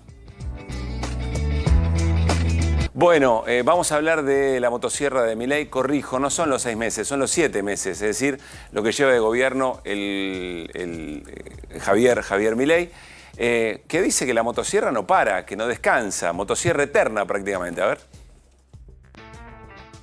El chanta ese que decía, no, esto es mucho licuadora y tijerita, no. Es motosierra. ¿Sigue la motosierra sigue o ya se paró? La motosierra no para nunca. No, la motosierra va a seguir. Pero si no hay más nada para cortar, no, la motosierra ¿para qué la tenés prendida? Y siempre hay algo para cortar. Todo lo que se pueda cortar lo vamos a cortar. O sea, la motosierra no para. La motosierra no para. Estamos todo el tiempo poniéndole combustible. Bueno, la motosierra no para nunca y después de que escuchemos el informe de Hernán, poca cosa habrá para sonreírle a esta situación. A ver, Hernán, ¿por dónde arrancamos? Siempre hay algo para cortar, dice. No importa qué, me llama la atención. Es decir, se corre... El ajuste no tiene límite. Claro, se corre de qué cosa. Porque uno diría, bueno, quizás hay que cortar lo que no funciona bien. Buena observación. Siempre hay algo para cortar. Sí. Evidentemente porque la intención o la motosierra prevalece a si funciona bien o si funciona mal. El límite no lo va a poner Milei, lo va a poner la resistencia de los ajustados, Exacto. Dice alguien siempre. Vamos a ver qué pasó en estos primeros 7 meses del año 2024. Epa, mirá qué portada que se mandaron, ¿eh? ¿Qué tal? Maximus adjustus. Entonces, el ajuste tirando, ¿no? Sí. De 2 lugares para ajustar a la patria. Se percibe el dolor, ¿no? En esta portada. Aguantándosela como puede, ¿no? No sé si hay que explicarla mucho más, es muy... No, elocuente. Es muy elocuente. Bueno, a ver. Te decía, vamos a mirar. Si vos, por ejemplo, gastaste 100 pesos en los primeros 7 meses del año 23 en algún programa X que ahora vamos a ver o en algún ministerio, ¿cuánto gastaste en estos primeros 7 meses equivalentes en el 2024? ¿Se entiende lo que vamos a ver? Es decir, si yo gasté 100 y acá me dice menos 90, es porque básicamente gasté 90 menos en este ejercicio. Sencillo. Mira, vamos a repasar. Ministerio de Desarrollo Social. Esto está abierto por programa. Estos son los programas que tiene dentro del ministerio. Son algunos bastante conocidos. El Potenciar Trabajo, ¿lo conoces? El programa básicamente que transfiere un subsidio, hay una transferencia para realizar una serie de actividades como contrapartida. La reducción es de casi el 76%. Acá hay cantidad de gente y, obviamente, poder adquisitivo. Claro. ¿Se entiende? Es decir, se lo comió también en buena medida. No es solo la cantidad de potenciar trabajo, sino la remuneración. Claro, porque están atados además al salario mínimo vital y móvil. Como se atrasó el salario mínimo vital y móvil, me lo fui comiendo. Y además tengo menos gente. O sea, tenés motosierra y licuadora en ese caso también. Sí, potenciar inclusión joven, parecido, directamente no ejecutaste este año. Este era un programa que iba... ¿Menos 100%? Sí, no lo ejecutaste. Este era un programa que tenía referentes en distintos clubes y demás. Bueno, voló por los aires, evidentemente. Menos 100, perdón, menos 100 es 0. Es 0. Claro, gastaste 100, quiere decir que gastaste menos 100, quedaste en 0. Sí, no gasté nada. No se ejecutó el programa, ejecutaron a los que iban a recibir el programa. Efectivamente. Es fuerte, pero es real. Es así. El apoyo a primera infancia, lo mismo, fíjate. Economía social no existe más prácticamente en la Argentina. Te diría que el diferencial básicamente es porque deben haber mantenido una oficinita ahí y pagan 2 o 3 salarios, nada más. El Plan Nacional...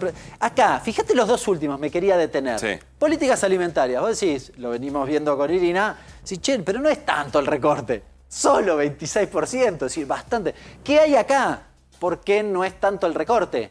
Porque básicamente está la tarjeta alimentar, que no solo no se recortó, sino que en buena medida tuvo aumentos a lo largo de este año. Ahora, esta sí es la partida que Irina nos menciona cada 2 por 3. Comedores comunitarios y merenderos, fíjate, 82%. 2 cosas sobre esto. Primero, volvemos a una explicación bastante primaria a esta altura. Esto debería tener rojo, verde y amarillo eventualmente. Todo rojo, todo negativo. Digamos, no es un error o sencillamente un color que eligió Hernán para ilustrar. Y el otro elemento, buena parte de lo que mañana se moviliza por parte de las organizaciones sociales se explica acá. Claro.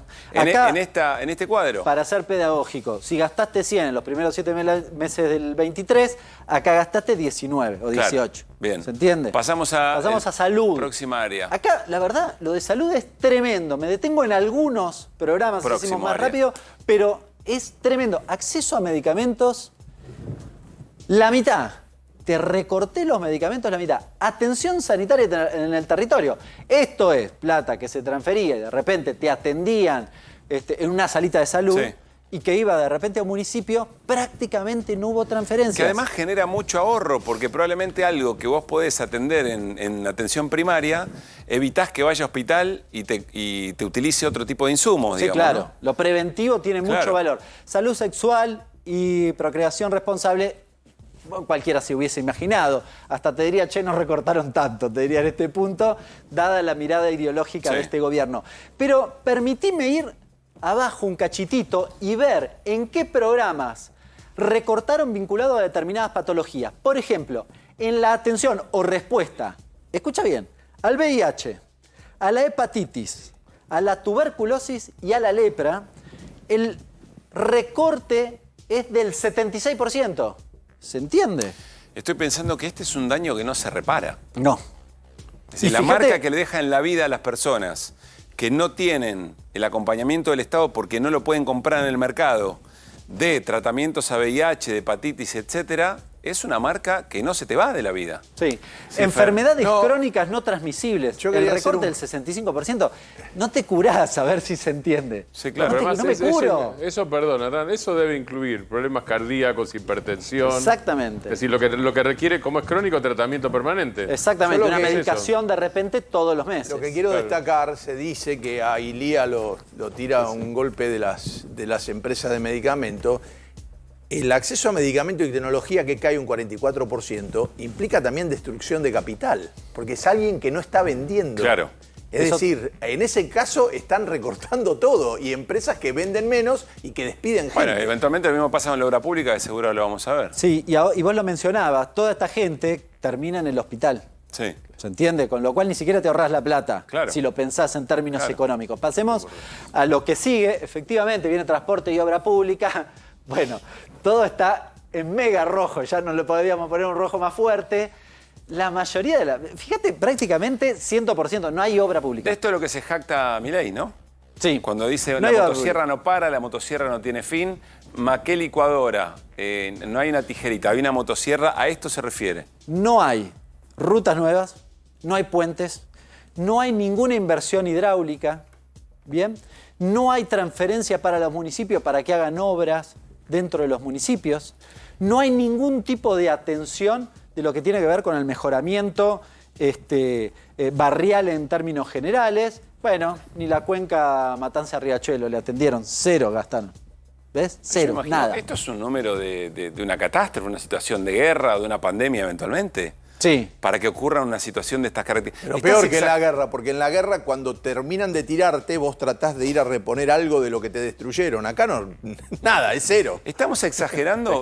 ¿Es una manera de decir que no hubo, por ejemplo, infraestructura para hidráulica, desarrollo de obra pública, consolidación urbana? ¿Es una manera de decir o esto efectivamente es que no salió un solo peso? No salió nada. Esto es cero. O sea, ¿se entiende? Si gasté 100 y ahora gasté menos 100, es cero. No gasté nada. Nada es nada. Y fíjate que el promedio te da prácticamente 100, es decir, prácticamente no hubo ejecución. Si le sacás o le pones en realidad a la ejecución, te diría que es los salarios del ministerio que todavía no eliminaron o de la secretaría que todavía no eliminaron. Sí. Esto es grave en el mediano plazo también, Pablo. Porque cuando vos no haces ruta, la ruta la tenés que mantener. Cuando no lo haces durante 4 años, el costo de recuperar eso no invertido es fenomenal. Claro. Pasemos a la siguiente, educación. Bueno, encontramos algunas cuestiones parecidas. El Conectar Igualdad, ¿lo conocés? Sí, claro. 86% de recorte, ¿no? Estamos hablando de los primeros 7 meses contra los primeros 7 meses. Esto es bien conocido y un reclamo muy puntual. Fondo Nacional de Incentivo Docente, que está el tema en diputados. Sí, está FONID. 2 veces por una cuestión. En realidad está devengado. Hay una parte acá, la diferencia es que había una parte que se mandó al pago que ni siquiera se pagó. Es la diferencia entre estos dos valores. Que ya te lo mando, pero no lo ejecuto. Claro, porque en un momento el gobierno dijo, che, no, quizás paguemos. Y le mandaron la orden al ministerio, a Caputo, pagá. Y Caputo directamente no pagó. Con lo cual tenés una diferencia de ejecución. Muchas de estas cosas le dice el gobierno a las provincias, háganse cargo ustedes. Si está descentralizada. Claro. Por ejemplo, en el fortalecimiento de edificio de jardines de infancia. Sí. Todo lo que tiene que ver con infraestructura, acá tenés becas 65% y jardines olvídate, e infraestructura y equipamiento educativo también olvídate. Si querés pasamos, finalmente, no, este es lo mismo, pasemos a la última, acá está, ciencia y tecnología, bueno, que también era de esperar un recorte importante, quizás el CONICET, vos decís, bueno, hasta ahora han empezado a recortar becas, con lo cual lamentablemente uno imagina que esto va a crecer, pero fíjate, quizás la secretaría principal de lo que era ese ministerio, que básicamente es la Secretaría de Innovación, Ciencia y Tecnología, tiene una ejecución de prácticamente cero. La Comisión Nacional de Actividades Espaciales, la CONEA, es decir, sectores estratégicos y de desarrollo tecnológico muy importantes. Claro. Bueno, con subejecuciones o ejecuciones realmente muy magras. Pero ni le dieron bolilla al Servicio Geológico Minero. Teóricamente venía el RIGI, podrían decir, bueno, invirtieron ahí porque creen que van a venir un montón de empresas. Tampoco. Me parece que es muy ilustrativo. Absolutamente. Cuenta muy bien el presupuesto y la ejecución, sobre todo, suelen contar muy bien, tienen muchos números, pero suelen contar muy bien cuáles son las prioridades y los objetivos que tiene un gobierno. Creo que lo ilustramos bastante. Y el modo de conseguir un objetivo, un indicador específico, ¿no? El modo de conseguir un superávit, lo que significa eso en términos de vida real y concreta, en los pueblos, en las ciudades, en las escuelas, en los hospitales. Cuando decimos a qué costo, es a qué costo. A qué costo, muy bien. Hernán, déjame hacerte una última pregunta. Llevamos con Hugo Aime a charlar un poco cómo está viendo Hugo el vínculo entre la sociedad y el gobierno de Javier Milei. Hoy hubo una información bastante intempestiva de Mojeta, el secretario de Transporte, diciendo que no se iban a dar más subsidios para los colectivos de la ciudad de Buenos Aires. ¿Qué puede decirnos de eso? Sí, a ver, lo que básicamente estaba sucediendo es, en realidad en la región metropolitana tenés una partecita que es Cava, de transporte, otra que es provincia y otra que es las dos jurisdicciones. Las dos jurisdicciones acá se hace cargo Nación, pero las otras el colectivo que va de provincia a ciudad o al revés. Exacto, pero las de provincia las estaba agarpando el subsidio de la provincia y las de Cava, desde el 2018 se supone que sí, arrancó garpándolas, pero después lo que pasó, cuando hubo el conflicto de la coparticipación, dejó de pagarla. Y en el último tiempo estaba pagando el 50% de eso. Lo que básicamente le dijo el gobierno, dijo, ahora me discutí la coparticipación, bueno, pero vos pagame esto.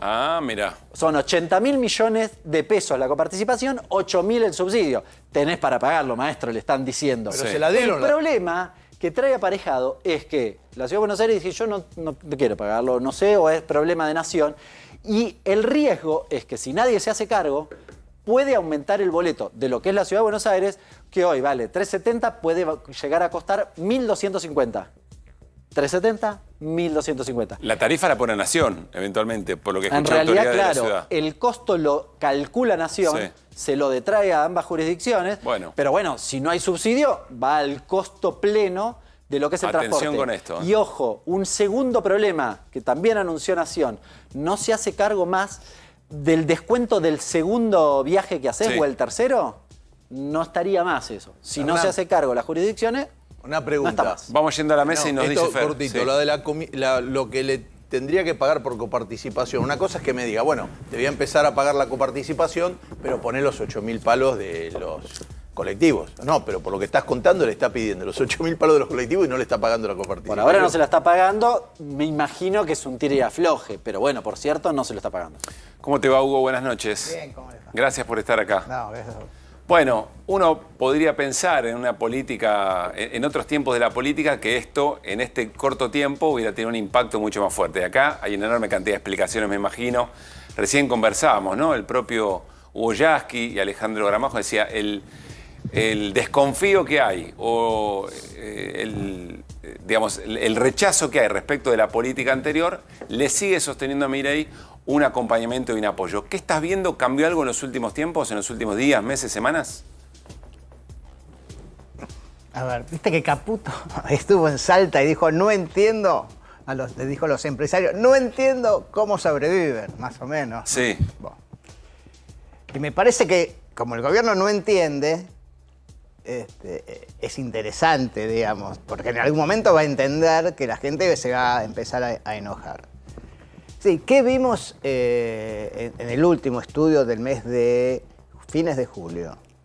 Yo digo, hay 4 pilares sobre los que se asienta la popularidad del presidente o los que sostienen al presidente. Una es, obviamente, la culpa de este desastre económico la tiene el gobierno anterior. Narrativa exitosa si las hay. Exacto. La otra es, estamos bajando la inflación. La otra es, es decir, aguanten el ajuste, porque esta vez tiene sentido. Vas a sufrir, pero vas a ver los resultados. El sentido del sacrificio, un sentido positivo, esperanzador del sacrificio. Claro, y la otra, que digamos, voy a bajar la inflación. Y la cuarta es el fuerte apoyo del interior. Hay que pensar que cuando gana Milei, en AMBA empata prácticamente, con capital y conurbano, empata, pero gana fuerte en el interior. Sí. ¿Qué pasó en la última medición? Todo eso empezó a resquebrajarse. No digo a caerse, que es distinto, a resquebrajarse. ¿Qué tenés? Vos venías con un nivel de expectativa a un año de 49, 50 puntos, eso bajó a 45. Venías con la culpa la tiene el otro, bueno, sí, la sigue teniendo el otro, pero la tiene un poquito menos el otro y los dos un poquito más. La inflación no está alcanzando, porque por un lado tengo 2 o 3 puntos de caída de si el gobierno va a poder resolver el problema de la inflación. Pero por otro lado, cuando vos preguntás cuáles son los principales problemas del país, que antes largamente era la inflación, hoy lidera la pobreza. Está pobreza y 2 puntitos abajo, inflación. Aunque cuando vos le preguntás a la gente, che, pero a vos qué te duele, me duele el bolsillo, no llego a fin de mes. Entonces todo esto junto, te digo, es consecuencia de lo que nos viendo, del parate económico, de la recesión, del incremento de la pobreza, casi todo lo que le dijo Macri hoy al gobierno y que vienen repitiendo ustedes y el conjunto de los economistas. Quiero hacer hincapié en esto. Vos decís, hay un resquebrajamiento, no quiere decir una caída, no quiere decir un derrumbe, pero sí hay una puesta en duda, podríamos decir, de todo aquello que venía sosteniendo al gobierno hasta acá. ¿Y acá estás viendo un cambio de tendencia o falta para saber si eso es lo...? Y falta, porque no sabés si fue un mes o esto es una tendencia que se mantenga. ¿Y esa cantidad de puntos que baja, es mucho? ¿5 puntos, 4 puntos? Mirá, la aprobación de gestión, por ejemplo, la aprobación de gestión cayó 2 puntos, pero la desaprobación subió 4 o 5. En la gestión. Sí, decir, en el modo de hacer, en la manera de ser. Sí, y vamos a profundizar. Por ejemplo, el mes pasado tenemos 46 de aprobación y 51 de desaprobación. Ahora tenemos 44 de aprobación, 53 de desaprobación. Teníamos en junio aproximadamente un 44% que decía soy adherente al gobierno y un 46% que no. Bueno, ahora tenés un 41, 42 que es adherente al gobierno, 49 que no. Entonces, cuando vas mirando cada una de las variables, te das cuenta que hay una caída. ¿Dónde cae además? En el interior empezó a caer. En el interior. En el lugar donde fue fuerte. Claro, donde es fuerte. Voy a poner un ejemplo que no es exactamente los números. Si antes yo tenía en el interior que el 55 lo aprobaba y el 45 lo desaprobaba, hoy eso está partido en 2. ¿Y eso qué es, perdóname, Córdoba, Santa Fe, por ejemplo? No puedo definirlo porque yo tengo una muestra estratificada, digamos, pero... ¿Y sabés votante en la última elección? Bueno, sí, el 80% de los votantes de Milei lo siguen bancando, digamos. Después hay un sector que empezó a ir no sé qué decirte y hay otro que está desilusionado. Ahora, ¿qué está puesto en duda? La gestión. Porque hace un mes, cuando preguntábamos si el presidente tenía buenas ideas y sabía gobernar o sabía gestionar, eso me daba 37. Ahora me dio 34. Y cuando yo preguntaba, bueno, tiene buenas ideas, pero no sabe gobernar, el mes pasado era 20, ahora es 18. A ver, creo que tenemos ese bueno, cuadro, esa placa. Ahí te explicas Macri. Me quiero quedar con eso. A ver, narramos la placa del cuadro y vamos a eso. Ahí explicas Macri, dice Guaime. ¿Usted cree que Milei tiene buenas ideas y sabe gobernar? 34, tiene buenas ideas, pero no sabe gobernar. 18, tiene malas ideas. 46. Claro, fíjate, la evolución de esto. Lo importante es el cambio, claro. 37 a 34, 20 a 18, 40 a 46. Por eso yo te decía, ese cambio, a veces 6 puntos, a veces 3 puntos, es un cambio considerable para vos. Claro, es un cambio que se me fue del error estadístico. Que se te fue del error. Sí, está fuera del error. Y eso, perdón, ahí voy, Fer, y eso es lo que vos decís, leyó Macri. Eso y vio bueno, Macri. porque vos te das cuenta que es un 20, un 18% te está diciendo yo compro las ideas, como gobierna, no me gusta. ¿Eso vio Macri y actuó? ¿O en realidad actuó y es la consecuencia de eso? Yo creo que lo están viendo. Digamos, no creo que mi encuesta sea la que pero está, digo, quizás ellos tenían una medición, a eso me refiero. No, seguramente lo están viendo. Digo, no, porque, lo que me refiero a la inversa es, Macri salió a cuestionar a Milei y eso modificó la encuesta, no. No, yo creo que no. O sea, vos fijaste que lo que están diciendo ellos en la Fundación Pensar, que le está diciendo, fallaste en esto, en esto, en esto. Son números muy críticos, hoy también salió en publicaciones. Y además es muy interesante los reportajes de Macri, porque cuando lo apuran y le preguntan, pero escúchame, ¿por qué estás cuestionando? Recién empieza el gobierno, ¿qué cuestionar? Y está diciendo, porque si los cambios no se hacen, esto fracasa. Sí, Fer. Perdóname, cuando se habla, generalmente se hace una comparativa, se dice que a esta altura los presidentes generalmente estaban mejor que él. Sí. El caso de Macri, de Cristina, de Macri y de Alberto en el primer año. Sí, es así. Ahora, Macri había hecho algo parecido, que se inició su gobierno con una devaluación, la de Pratgay, que fue del 50%. No fue tan grande como la de Milei, pero fue importante. A esta altura, ¿cómo venía la curva de Macri? Casi igual. Muy parecida a la de Milei. Los números son muy parecidos. La de Macri con estos números. No la de Alberto y no la de Cristina. Esos eran más altos. Sí. Pero lo de Macri con la devaluación todavía no había levantado a esta altura y venía cayendo. No, porque Mauricio hay un momento que cae y después finalmente levanta en el 2017 levanta Mauricio. Entonces, y gana, digamos, la elección. Pero la de medio velocidad término. de caída esta de Milei es parecida o se acelera. Eso es lo que quería yo consultar. Es similar. Yo te diría que es similar, pero lo que pasa es que viene de... a ver, te lo plantearía de otro modo. Macri podía acumular, perder y ganar. O sea, podía caer en la opinión pública y volver por encima de los votos que sacó. El 50 era propio, era distinto que esto. Claro. Milei no. Milei pierde, no gana electores. O sea, nunca ganó electores por encima de los votos que él sacó. Y ese es el drama que él tiene. Por eso él necesita todo el tiempo darle a su propio electorado. Porque si no, va a caer. Ahora, todavía está, yo lo veo en su propio electorado, lo veo firme, digamos, porque va a tener un 45. Donde aparece la duda es el voto prestado. El voto que originalmente era de... Bueno, si vos lo mirás por voto anterior, te das cuenta que el que es más duda es el del PRO, que venía de Patricia. Ese se cayó más.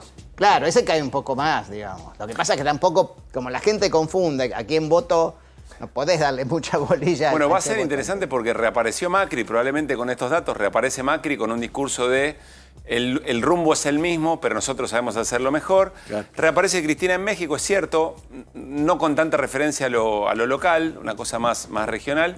Y el sábado reaparece Sergio Massa. Exacto. Va a ser interesante escuchar a ver dónde se posiciona Massa. En un acto del Frente Renovador, en Ventana, si no me equivoco, ¿no? Sí. Lo que pasa es que todavía me parece que, encima con las novedades últimas, digamos, me parece que el peronismo necesita un poquito más de tiempo para aparecer como una alternativa. Me parece que tiene que repensar un poco las cosas. Una semana para explicar que en Venezuela hubo fraude, y es largo, digamos, ¿no? Digamos, yo digo que eso pasaba en la Argentina. Yo me acuerdo, en Tucumán ganamos por 13 puntos, nos discutieron todo, le abrimos todas las urnas. No tuvimos ningún problema. Y le habíamos ganado por 13 puntos de voto. Lola Reutemann una vez se discutió, se había ganado por un punto, no sé si ustedes se acuerdan. Hizo abrir durante un mes urna por urna. Hasta sí, que además en la última no sé, vos te la Plata y Pinamar también. Claro, también. Ahí tenés dos entonces ejemplos. No tenés dudas. Entonces hay momentos que yo Pinamar por un voto. Sí. Claro. Que hay momentos que vos no podés dudar frente a las cosas. Por lo menos ponerla en duda antes, digamos, ¿no? Entonces me parece que el peronismo necesita... Ahora sí puede ser que se empiece a observar que hay un resquebrajamiento. Voy a ser fiel a lo que vos dijiste, sí, no una caída, un resquebrajamiento y que sea un lugar donde empezar a entrar. Porque la política, corregime, es cierto que todo es muy volátil, que las redes sociales han hecho de lo que pasa una semana a la semana siguiente probablemente un escenario muy distinto. Para la sociedad falta mucho para la elección, pero para la construcción política de la oposición, no sé, ¿es mucho o es poco? Yo creo que todos están pensando en la elección, salvo los de la Libertad Avanza, está claro, y todos los opositores están pensando. también están mirando y esperando la caída. Digamos, eso es claro, ¿no es cierto? Cuando si lo vimos en el Parlamento, Unión por la Patria siempre dijo no a todo, o a casi todo, y los opositores, la mayoría que te decía, mirá, esto es inviable, que le damos los instrumentos que gobiernen para mostrar que esto no funciona. Ahora, la pregunta es cuándo, en términos de opinión pública electoral, va a suceder eso. Y a mí me parece difícil que pase todavía rápidamente. Ahora, perdón, ya termino. Yo lo veo esto como un jugador de tenis, que entra a la cancha, está frente a uno que no juega muy bien, ¿no? Y comete errores todo el tiempo. Y bueno, perdió, aunque le pega, la tira afuera. Sí, claro. Perdóname. No, pero lo que digo, yo no sé si después lo hacemos, el tema del aumento de la pobreza termina dando. A mí me asombró algunos datos. Por ejemplo, yo no pensé que Gran Mendoza tuviera un 52,5 de pobreza, Gran Mendoza. Y Córdoba, Gran Córdoba, que son las dos provincias repotentes, que uno piensa, bueno, viven en una realidad distinta, votan distinto. No, están en el 50,7. Pero sigue siendo, me imagino, la razón de por qué se está como se está, lo que todavía está en disputa, ¿no? Claro. Lo que comentabas al comienzo. Es eso. Bueno, ahí hay un trabajo de gobernadores, me imagino, para decir, che, miren que esto no es culpa de mi gestión. gestión. Y si no se la van a comer ellos, porque le van a decir, flaco, ¿qué te pasa? No, eso está claro. Vos fíjate que la única que se salva ahí es La Pampa, por ejemplo, que casi no tiene pobreza, 36, igual tiene 36. Bueno, 36. Pero la capital 25 es un montón. Chaco es dramático. Bueno, eso viene creciendo. Chaco es dramático. ¿Cómo? Lo del Chaco es dramático. Lo del Chaco es dramático, sí, bueno, pero lo del 25% en Capital Federal, que se supone que tiene menos población, gente grande que tiene propiedad, muchos tienen su propia casa, todo. 25% de pobreza, es uno de cada 4, hermano. Es una locura. Hugo, como siempre, gracias por haber venido. Gracias a ustedes. Que estés muy bien. Bueno, ¿querés cuidar tus ahorros y no sabés cómo invertir? Yo te recomiendo Banco de Joyas. Podés conseguir lingotes desde 1 gramo y pagar hasta 12 cuotas. Encontralos en la tienda online o acercate a su salón de Avenida Corrientes 2822, casi esquina Pueyrredón. Nos vamos a ir a la tanda y volvemos con más información respecto del escándalo de la visita de legisladores de La Libertad Avanza a Ezeiza a represores. Enseguida. Muy bien, último bloque de QR en A24, todavía mucha información. Antes de ir a novedades en la visita de legisladores de La Libertad Avanza a represores, paso por Martín Granowski, un tema muy sensible. Recuerden ustedes cómo comenzó este año o cómo casi no comienza el ciclo lectivo en las universidades nacionales. Bueno, se arregló todo el tema de los fondos que se necesitan para el mantenimiento cotidiano, para el funcionamiento cotidiano. Está el tema de los salarios de los y las docentes y no docentes. ¿Cuál es la novedad, Martín? Justamente porque uno de los problemas es que salarios ocupa entre el 90 y el 97%. Claro, sí. Es así. De todo el presupuesto. Sí, de todo el presupuesto. O sea que lo que hizo el gobierno después de la marcha del 23 de abril es aumentar el envío de partidas para el funcionamiento de las universidades, ni siquiera con el 100% necesario. Es parcial eso. Docentes, nada. Es que cada uno se arregle. Y esto es nacional, no provincial. Aquí tengo comunicado. El Frente Sindical de Universidades Nacionales, y están las dos CONADUS, CETERA, UDA, digamos, todos los gremios docentes. Dice, convocan a 72 horas de protesta con paros y actividades de visibilización 12, 13 y 14 de agosto. Y dicen, como respuesta a la enorme crisis salarial de las trabajadoras y los trabajadores de las universidades públicas. Bueno, el plan de acción va a seguir después con otras 48 horas, 20, 21 de agosto. O sea que es agosto. 5 días. Agosto, segundo cuatrimestre, tengamos en cuenta esto. Claro, exactamente. Es casi agosto, segundo cuatrimestre. Paro en parte y en parte jornada de protesta de los gremios docentes por el tema del salario. Aún teniendo, y no alcanza, dice Martín Granowski, que no es lo suficiente, pero aún teniendo para pagar la luz, para pagar el agua, elementos de limpieza y de higiene cotidiana, si no hay docentes en la universidad, tampoco en las universidades, funciona. Y sobre todo las del conurbano, pero no solo las del conurbano, en las universidades ya se están suspendiendo contratos o permanencia docentes para el segundo cuatrimestre.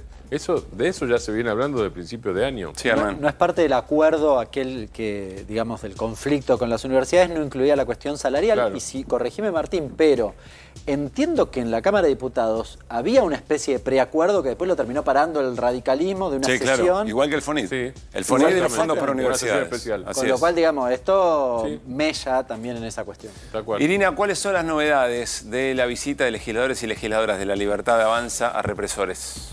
La primera, y te diría bastante impactante, es que se conoció la foto de la visita. La foto, además, posada. La foto de la que nos habló Bonacci. De la que nos habló Bonacci y en la que ella no participó y efectivamente a ella no se la ve en la foto. Vamos a compartirla, ahí está. Ahí está.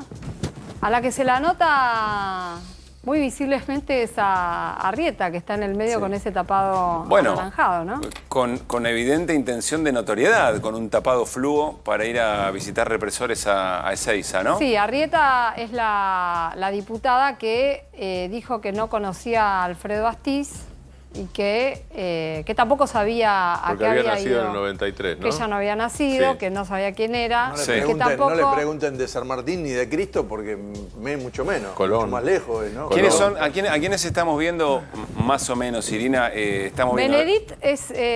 Beltrán Benedit, que fue el organizador de esta travesía, es el que tiene la carpeta marrón en la mano. Sí. Al lado de... al lado de Arrieta. De Arrieta. Está, bueno, Montenegro es el que está entre las otras dos diputadas. Sí, el más alto. Sí. Exactamente. Astiz está atrás. Astiz escondido como siempre, ¿no? Todo. Sí. Siempre oculto como siempre, Astiz. Claro. ¿Y esto que parece una cosa, parece una parroquia? Sí, esto, es que puede ser que sea la... ¿Es la capilla de la cárcel? Puede ser que sea la capilla. No estoy segura, porque no la conozco, la de... Porque habitualmente en las reuniones, no una reunión de este tipo que rompió todos los esquemas, pero habitualmente cuando te recibe un preso, se hace en una sala mucho más austera que la que ves ahí.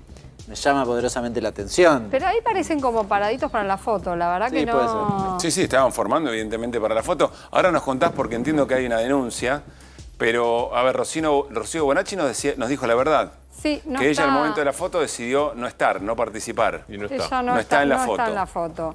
Bueno. Están, bueno, te decía, las otras dos diputadas. Sí.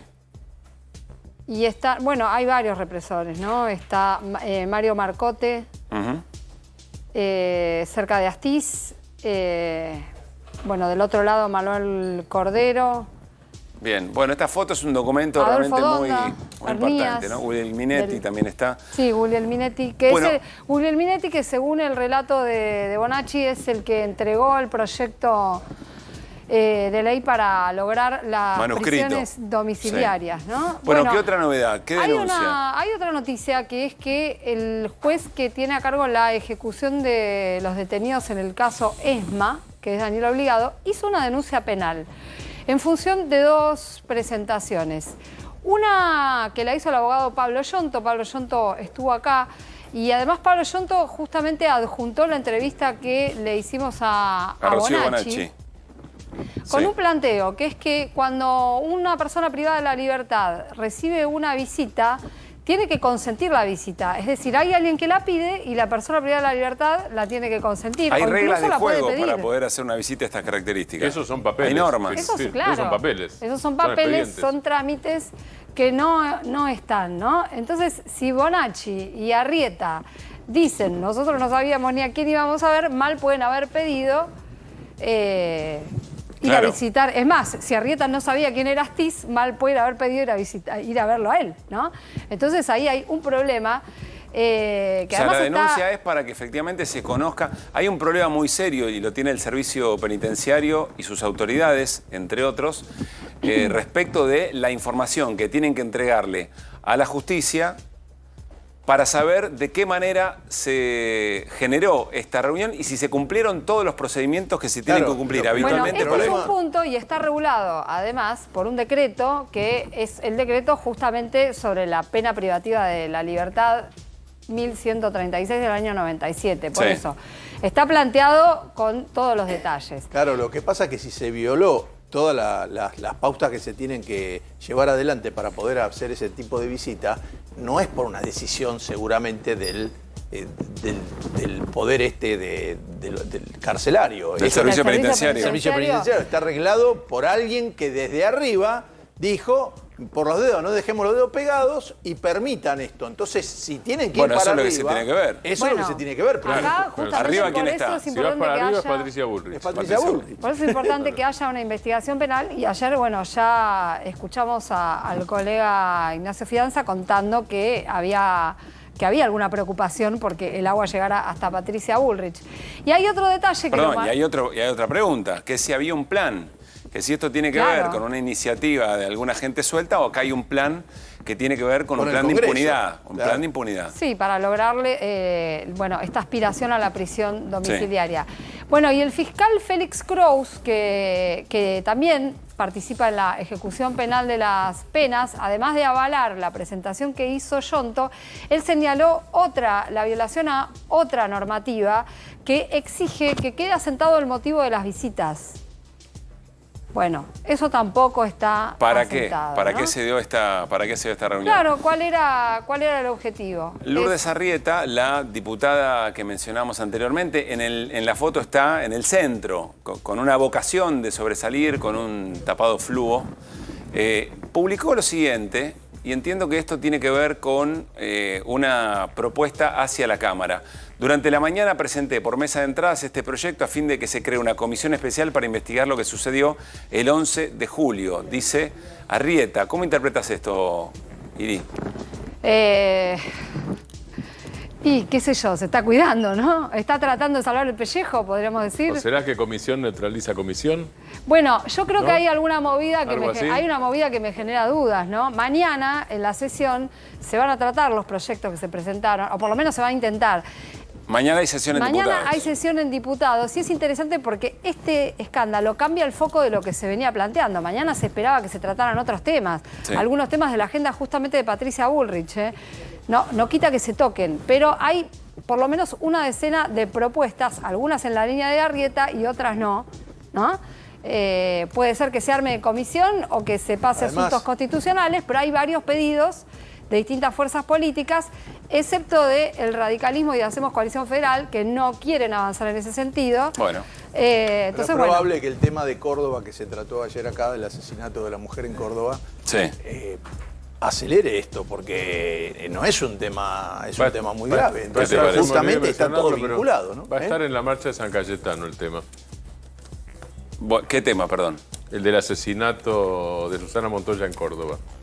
Bueno, vamos a tener mañana una jornada bien interesante respecto a lo que pase en la calle y también en el Congreso, en la sesión donde esto seguramente va a aparecer.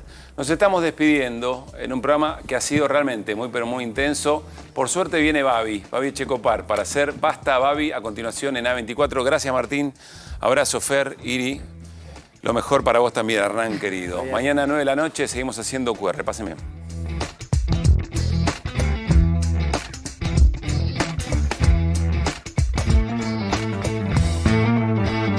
Quando eu retornei à presidência, retornei com muita vontade de tentar recriar uma consciência política junto aos nossos povos, da necessidade da formação de uma estrutura más organizada de integración en América del Sur.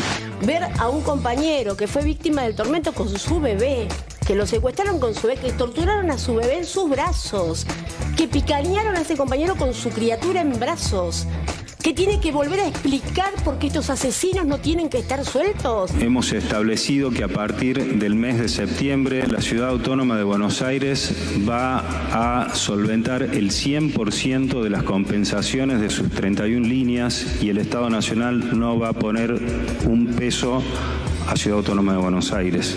Nunca pensé, ni cuando me fue muy bien, que el que más rating tiene es el mejor, el que más público mete en el cine es el más vivo, es el que menos tiene es el más boludo. Si no la va la gente. Medir en eso, no, y ahora está un poco en boga. Los convocamos a todas y a todos el 7 de agosto a las 14 horas. Marchemos todos a la Plaza de Mayo. Apareció el señor Malaguarnera, que es vicepresidente de La Libertad Avanza y funcionario de ANSES, y desviaron la mercadería hacia otro lugar. Y resulta que estas donaciones tienen que ir directamente a las asociaciones civiles. Es una obligación de la justicia llevarle verdad a Cristina Kirchner y su familia, digo. El delito del cual fue víctima, por suerte en grado de tentativa y no consumado, es ni más ni menos que acabar con su propia vida. Si respecto de ella no se puede garantizar ni más ni menos que una investigación de alguien que quiso matarla, ¿qué queda para el resto de los mortales? Menos mal que teníamos el cepo y no nos pasó por encima, como pasó en distintas zonas del mundo, donde hoy ya se revirtió, el problema de la burbuja que se pinchó allí en Japón.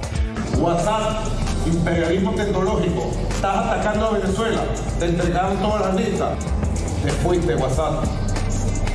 Si te he visto, no me acuerdo. Es un verdadero escándalo, porque Fabiola, denunció por violencia de género en el día de hoy al presidente Alberto Fernández.